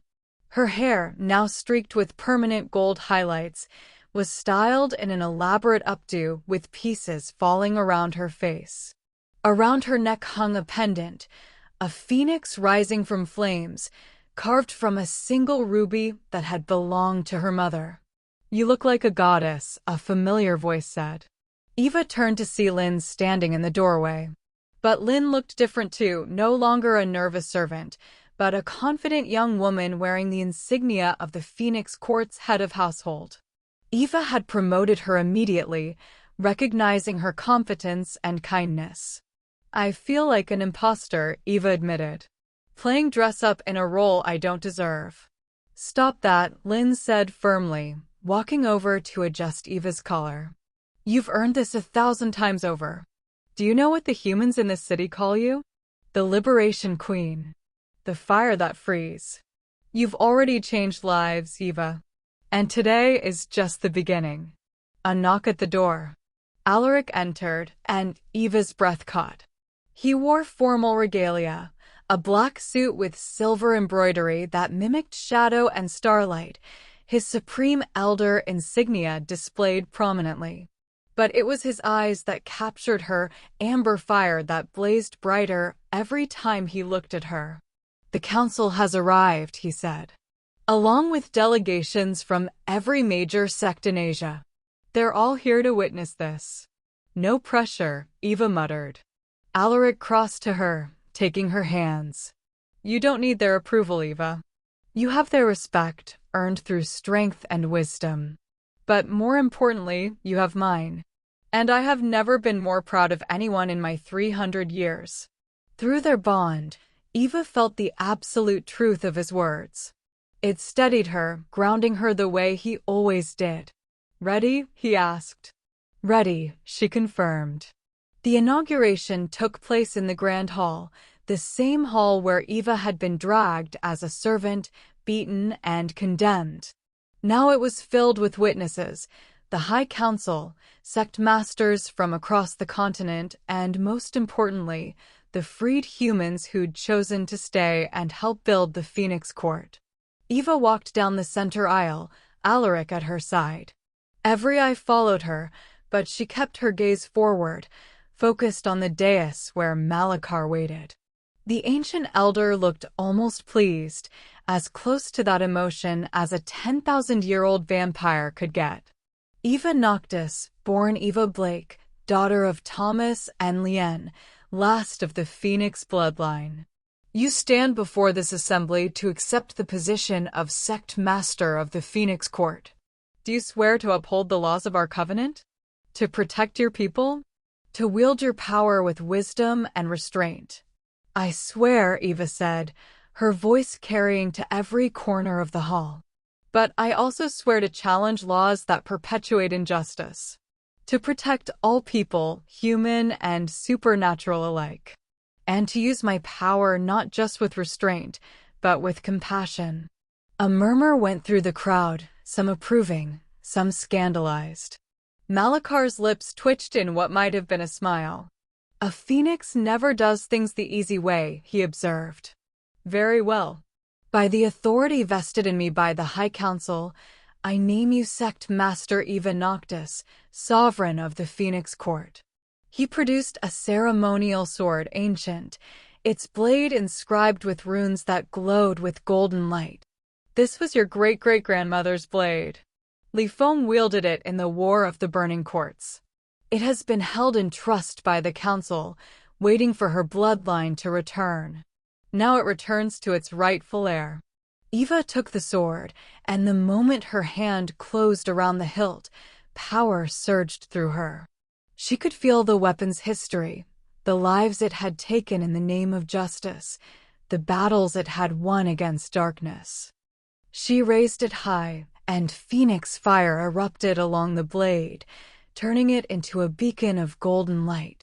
The assembly erupted in applause, not polite, ceremonial clapping, but genuine, thunderous approval. Eva sheathed the blade and turned to face her court. "I stand before you not as someone who claims superiority, but as someone who understands suffering. For 21 years, I was powerless. I was beaten, bled, broken, and told I was worthless. But I survived. And now I will use my power to ensure no one else suffers as I did." She paused, letting her words sink in. "The Phoenix Court will operate under new principles. First, no human will be held against their will. All residents choose to be here, and they can leave at any time. Second, blood donation will be compensated fairly, with medical care and housing provided. Third, any supernatural being who abuses humans in our territory will answer to me personally. And fourth," she let her aura flare, golden flames dancing across her skin. "Anyone who challenges these laws can test themselves against Phoenix Fire. I promise you won't enjoy the experience." The hall erupted again, this time with a mixture of cheers and nervous laughter. Malachar stepped forward once more. "The Council recognizes the Phoenix Court and its sovereign. May your reign be long and just, Sect Master Eva. Thank you, Elder, Eva said, bowing respectfully. As the ceremony concluded and the crowd began to disperse for the celebration feast, Alaric pulled Eva aside. There's something I need to show you. He led her through the compound to a wing she hadn't explored yet, the residential quarters that were still being renovated. At the end of a long corridor, he opened a door. Inside was a memorial. The walls were covered with photographs, documents, and personal effects. At the center, on a raised dais, were two portraits, Thomas and Leanne Blake, Eva's parents. Lyra and I have been investigating, Alaric said softly. We tracked down everything we could about your parents, who they were, what they did, how they lived. This is for you. So you can remember them not as victims, but as the heroes they were. Eva walked slowly through the memorial, her eyes filling with tears as she read the documents. Her father had been a warrior, yes, but also a teacher who'd trained young fighters for free. Her mother had been a healer, running a free clinic in the old quarter. They'd been good people, powerful people, and they'd died protecting her. At the far end of the memorial was a letter, sealed in protective glass. The handwriting was her mother's. To my darling Eva. If you're reading this, then your father and I are gone, and you've survived long enough to come into your power. I'm so proud of you, my little flame. You were born during a solar eclipse, when the sun was covered, but still burned beneath the darkness. That's what you are, my love, a light that can never be truly extinguished, only hidden for a time. The world will try to break you. It will tell you that you're weak, that you're nothing. Don't believe it. You carry the fire of the first phoenixes, the ones who created the sun itself. That fire sleeps in your blood, waiting for the right moment to wake. When it does, burn away everything that tries to cage you. Burn away the lies, the cruelty, the injustice. And from those ashes, build something beautiful. We love you. We believe in you. And we will always be with you, carried in the flames of your heart. Your mother, Leanne. Eva collapsed to her knees, sobbing. Alaric was there immediately, holding her as she wept for the parents she'd barely known, for the childhood stolen from her, for all the years lost. But she also wept in gratitude that she'd survived, that she'd found her power, that she'd met Alaric, that she'd been given the chance to honor her parents' memory by building the world they'd died trying to protect. They'd be so proud of you, Alaric whispered, stroking her hair. I hope so, Eva said, her voice thick with tears. I hope I can be worthy of what they gave up for me. You already are, Alaric said fiercely. Every single day, you prove yourself worthy. Not because of your power, but because of your heart. They stayed there for a long time, kneeling before the memorial, surrounded by the ghosts of love and sacrifice. The celebration that evening was unlike anything the supernatural community had ever seen. Instead of the usual vampire opulence, blood wine, human entertainment, displays of dominance, Eva had insisted on something different. The feast was held in the courtyard under strings of lanterns, with long tables where humans and vampires sat together as equals. The food was vegetarian, ethically sourced, and prepared by Chef Sable, who'd tearfully begged for a position in Eva's court after Cassius's fall. Music filled the air, not classical chamber music, but modern fusion, traditional Chinese instruments blending with electronic beats. People danced, laughed, talked. It was joyful. A radical concept in a world usually defined by hierarchy and fear.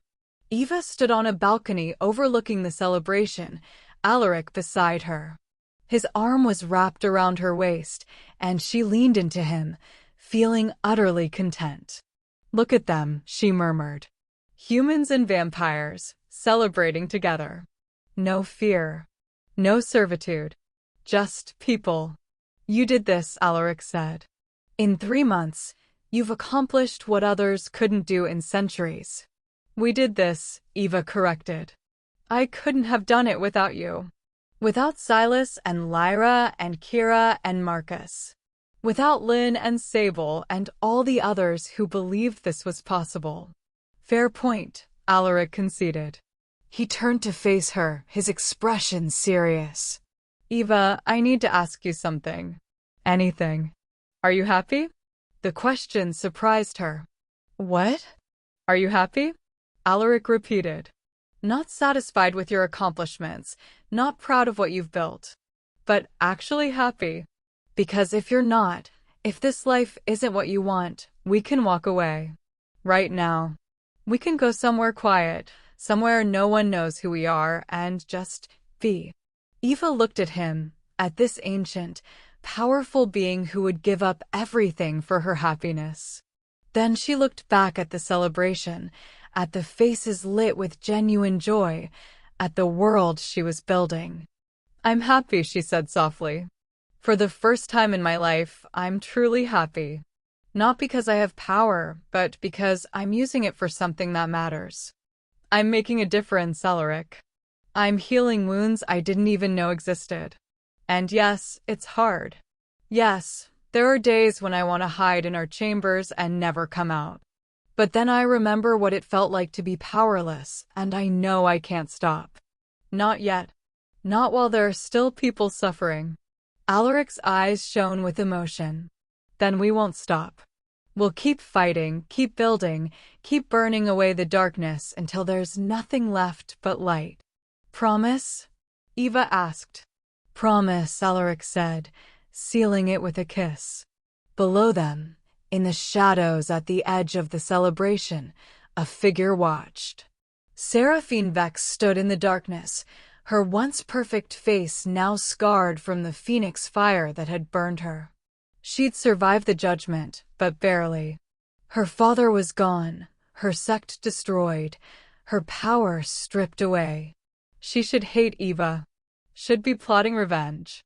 But as she watched the Phoenix Queen dance with her mate, watched the humans laugh without fear, watched a world being born that she'd never imagined possible, Seraphine felt something she'd never experienced before, shame.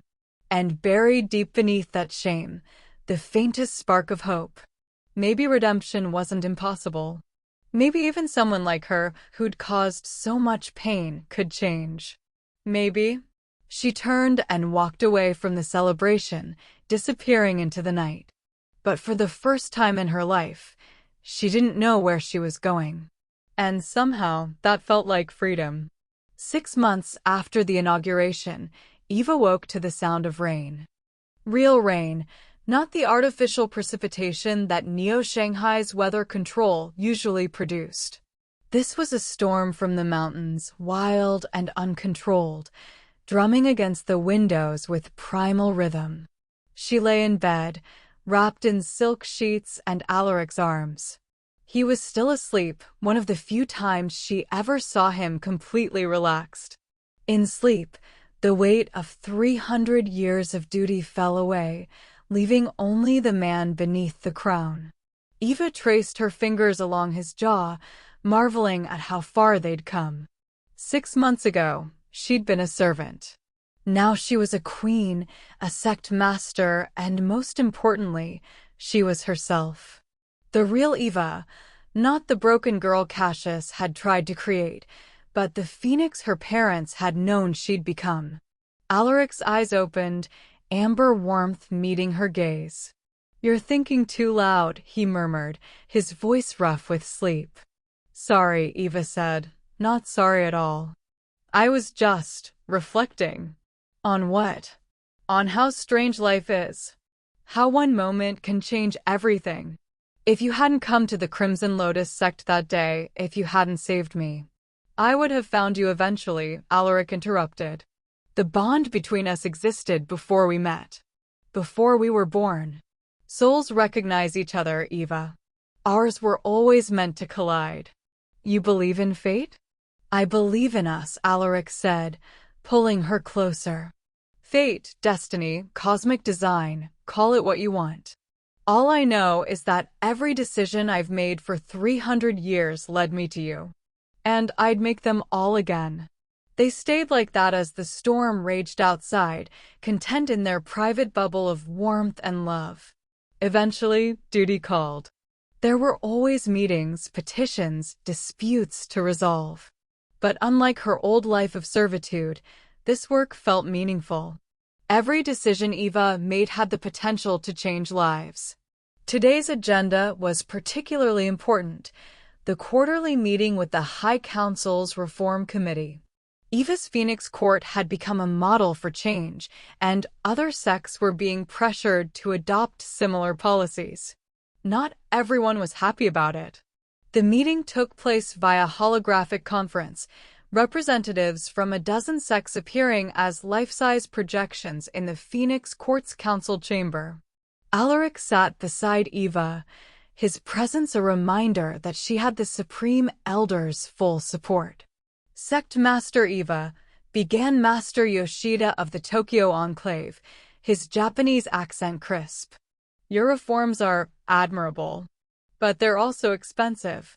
Paying humans fair wages, providing medical care, offering housing, it's not sustainable for all sections. It is if you stop hoarding wealth, Eva replied calmly. My financial records are public. The Phoenix Court is profitable while treating humans ethically. The difference is that our profit margins are smaller because we're not exploiting people. If that's unsustainable for you, perhaps you need to examine your spending priorities. Yoshida's hologram flickered with irritation. Not all of us have the Supreme Elder's resources. No, Alaric interjected smoothly, but you all have the ability to choose ethics over excess. Eva isn't asking you to bankrupt yourselves. She's asking you to stop treating humans as disposable resources. Another sect master spoke up, Mistress Volkov from Moscow, her Russian accent thick. And what if the humans who want to be blood donors? Who come to us willingly for the money? Are we supposed to refuse them? Of course not, Eva said. Consensual donation with fair compensation is fine. What's not fine is coercion, imprisonment, or draining donors to the point of permanent damage. The distinction isn't complicated. Easy for you to say, Volkov shot back. You're a phoenix. You have moral authority. The rest of us are predators by nature. You're asking us to fight our instincts. I'm asking you to evolve, Eva said, her voice hardening. Vampires have survived for millennia by adapting. This is just another adaptation. The alternative is extinction, because humanity is advancing. Their technology grows stronger every year. How long before they develop weapons that can kill us? Before they decide we're too dangerous to tolerate? The only way we survive long-term is by proving we can coexist peacefully. The holograms fell silent. It was the argument that always worked, not appeals to morality, but appeals to survival. Vampires understood self-preservation. Malakar's hologram, previously observing silently, finally spoke. Sect Master Eva makes a valid point. The Council has reviewed her data extensively. Sects that have adopted her reforms report decreased human resistance, increased volunteer donors, and improved relations with human authorities. The evidence supports change. Then mandate it, Eva said boldly. Don't make it optional. Make ethical treatment of humans a requirement for sect recognition. Any sect that refuses loses its council protection. The chamber erupted in protests and arguments. But through it all, Eva sat calmly, her aura radiating quiet confidence. She'd learned something over the past 6 months. True power wasn't about intimidation or force. It was about conviction. About knowing you were right and refusing to compromise. Eventually, after 2 hours of debate, Malakar called for a vote. The reform measures passed narrowly, but they passed. As the holograms blinked out, Alaric turned to Eva with pride blazing in his eyes. You're changing the world, my phoenix. One sect at a time, Eva said with a tired smile. It's slow, but it's happening. That evening, Eva found herself in the memorial room again. She came here often, drawn by the need to connect with her parents, to remember why she fought. She was studying her mother's portrait when she heard footsteps behind her. I thought I'd find you here. Eva turned to see Lyra standing in the doorway, holding a file folder. The investigator looked uncharacteristically hesitant. What's wrong? Eva asked. I've been doing more research into your parents' deaths, Lyra said. Specifically, into whether anyone helped Cassius carry out the murders. Eva's stomach tightened. And? There was a fourth person there that night. Not a vampire, a human. Someone who provided Cassius with information about your family's schedule, your home's security, everything he needed to plan the attack. Who? Lyra opened the folder, revealing a photograph. Eva's blood ran cold. It was Chef Sable. A younger version, his hair still black, but unmistakably him. No, Eva whispered. Sable? But he's worked for us, he's been loyal. He was coerced, Lyra said quickly. I interviewed him today. Cassius had Sable's daughter. She was being held as collateral. Cassius threatened to kill her unless Sable helped. After your parents died, Cassius released the girl but kept Sable in his service as punishment. Eva sat down heavily, her mind reeling. Does Sable know I know? Yes. He came to me after I confronted him with the evidence. He's in his quarters now, waiting for your judgment. Eva, he's devastated.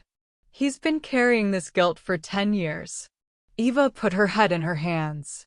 This was the burden of power, making decisions that affected lives, that could heal or destroy with a single word. Bring him to me, she said finally. 20 minutes later, Chef Sable knelt before Eva in her private office. The large man was weeping openly, his shoulders shaking with sobs. I'm so sorry, he choked out. I'm so sorry. I tried to refuse, I swear I did, but he had my Emily, and she was only 8 years old, and I couldn't let him hurt her, I couldn't. Stop, Eva said gently. Breathe, Sable. Just breathe. He looked up at her with red-rimmed eyes. You should execute me. I helped murder your parents. I'm a monster. I don't deserve your mercy. Eva stood and walked over to him, kneeling so they were eye level. You were a father protecting his child. That's not monstrosity. That's love. But your parents were murdered by Cassius, Eva said firmly. Not by you. You were a victim of his cruelty, just like I was. Just like hundreds of others. And I will not compound that cruelty by punishing you for something you had no real choice in. Sable's face crumpled. How can you forgive me? Because holding on to hatred would make me just like him, Eva said. And I refuse to let Cassius's poison continue spreading. So here's what's going to happen. You're going to stay in the Phoenix Court. You're going to keep cooking, keep working, keep living. And when you're ready, you're going to tell me stories about that day, not the horror, but the details I never knew. What my parents were like before they died. What my home looked like. The life I can't remember. You want me to stay? I need you to stay, Eva corrected. Because you're one of the only people left who knew my parents. And I'm not going to lose that connection because of misplaced revenge. Sable collapsed forward, his forehead touching the floor. Thank you. Thank you. I will spend the rest of my life earning this second chance. I know you will, Eva said. After Sable left, Alaric emerged from the corner where he'd been observing silently. That was remarkably kind. Or remarkably naive, Eva said with a sigh. I can never tell which. It was wise, Alaric said, pulling her into his arms. You understand something that most rulers don't, that justice and vengeance are not the same thing.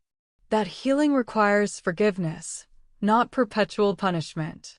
I just don't want to become what Cassius was, Eva admitted. Powerful and cruel. I don't want to let this. She gestured to the crown on her desk, the sword on the wall, the trappings of authority. Change who I am. It won't, Alaric promised. Because I won't let it. And more importantly, you won't let it. You're too aware of the danger, too conscious of the cost.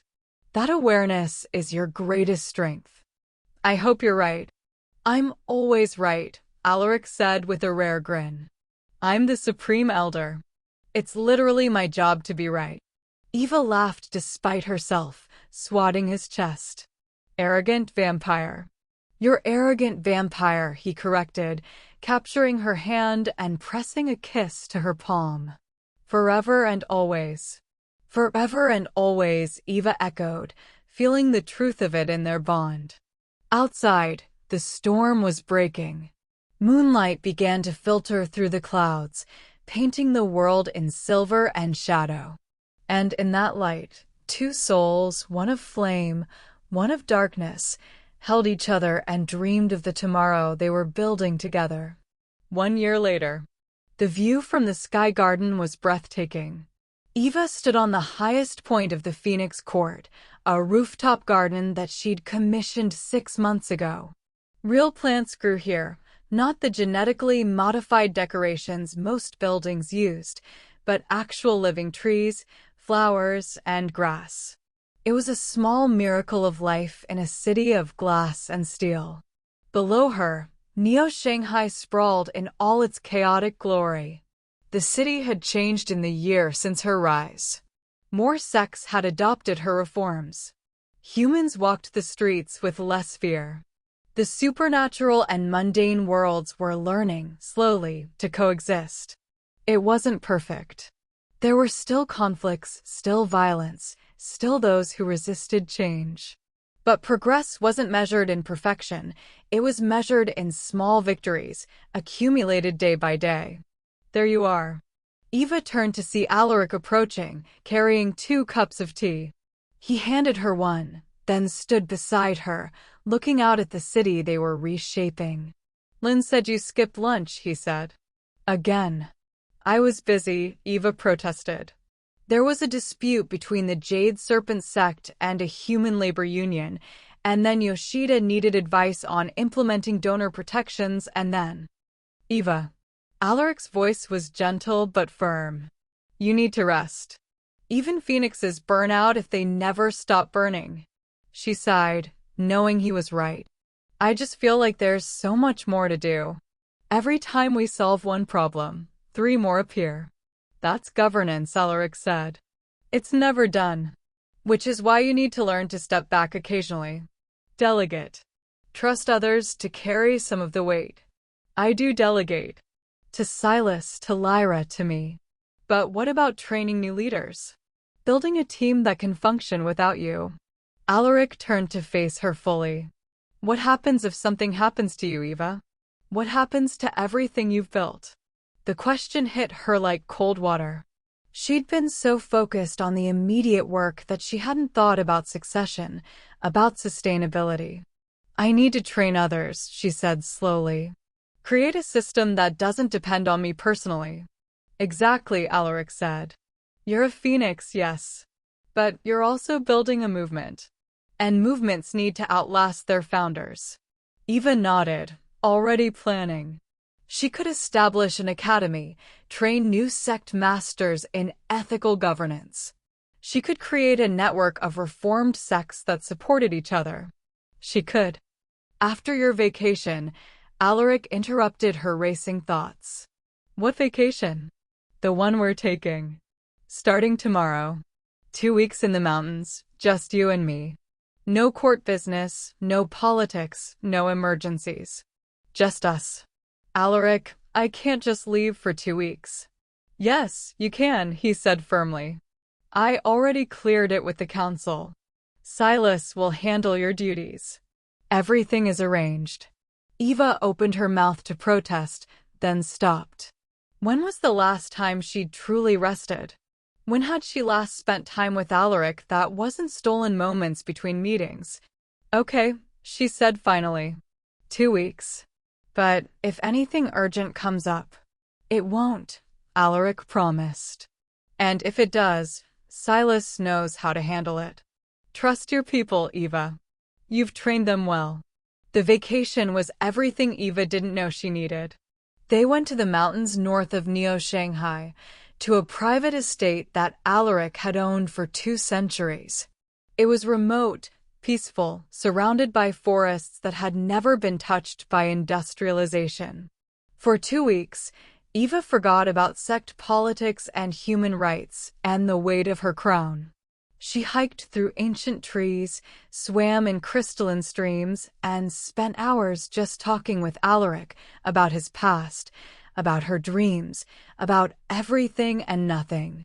They made love under the stars, slept until noon, cooked meals together in the small cabin kitchen. It was domestic and simple and utterly perfect.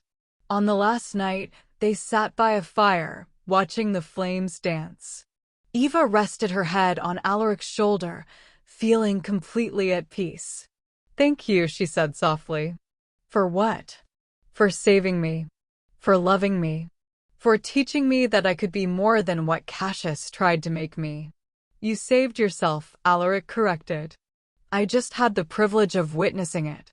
"Still," Eva insisted, "I don't know who I'd be without you." "You'd be exactly who you are," Alaric said. "Because your strength, your compassion, your fire, that's all you, Eva. I didn't create it. I just helped you remember it existed." They were quiet for a while, the only sounds the crackling fire and distant night birds. "Alaric," Eva said eventually, "I want a child." The confession surprised even her. She hadn't consciously thought about it until the words left her mouth. But once spoken, she knew it was true. Alaric went very still. "A child." Eventually, Eva clarified. "Not right now, but someday. I want to create life, not just destroy corruption. I want to raise someone in a world that's better than the one I grew up in." "Children between phoenixes and vampires are rare," Alaric said carefully. "The bloodlines don't always combine well. It could be dangerous for you." "I know," Eva said. "But I also know that anything worth having carries risk. And I can't think of anything more worth having than a family with you." Alaric cupped her face, his amber eyes shining with emotion. "Then someday, when the world is stable enough, when you're ready, we'll create a life together. A child who carries both our legacies, shadow and flame, night and fire." "Promise?" "Promise," Alaric said, sealing it with a kiss that tasted of smoke and forever. When they returned to Neo-Shanghai, Eva found that the Phoenix Court hadn't burned down in her absence. Silas had handled everything confidently, even resolving a major dispute witut escalating to violence. "See," Alaric said smugly.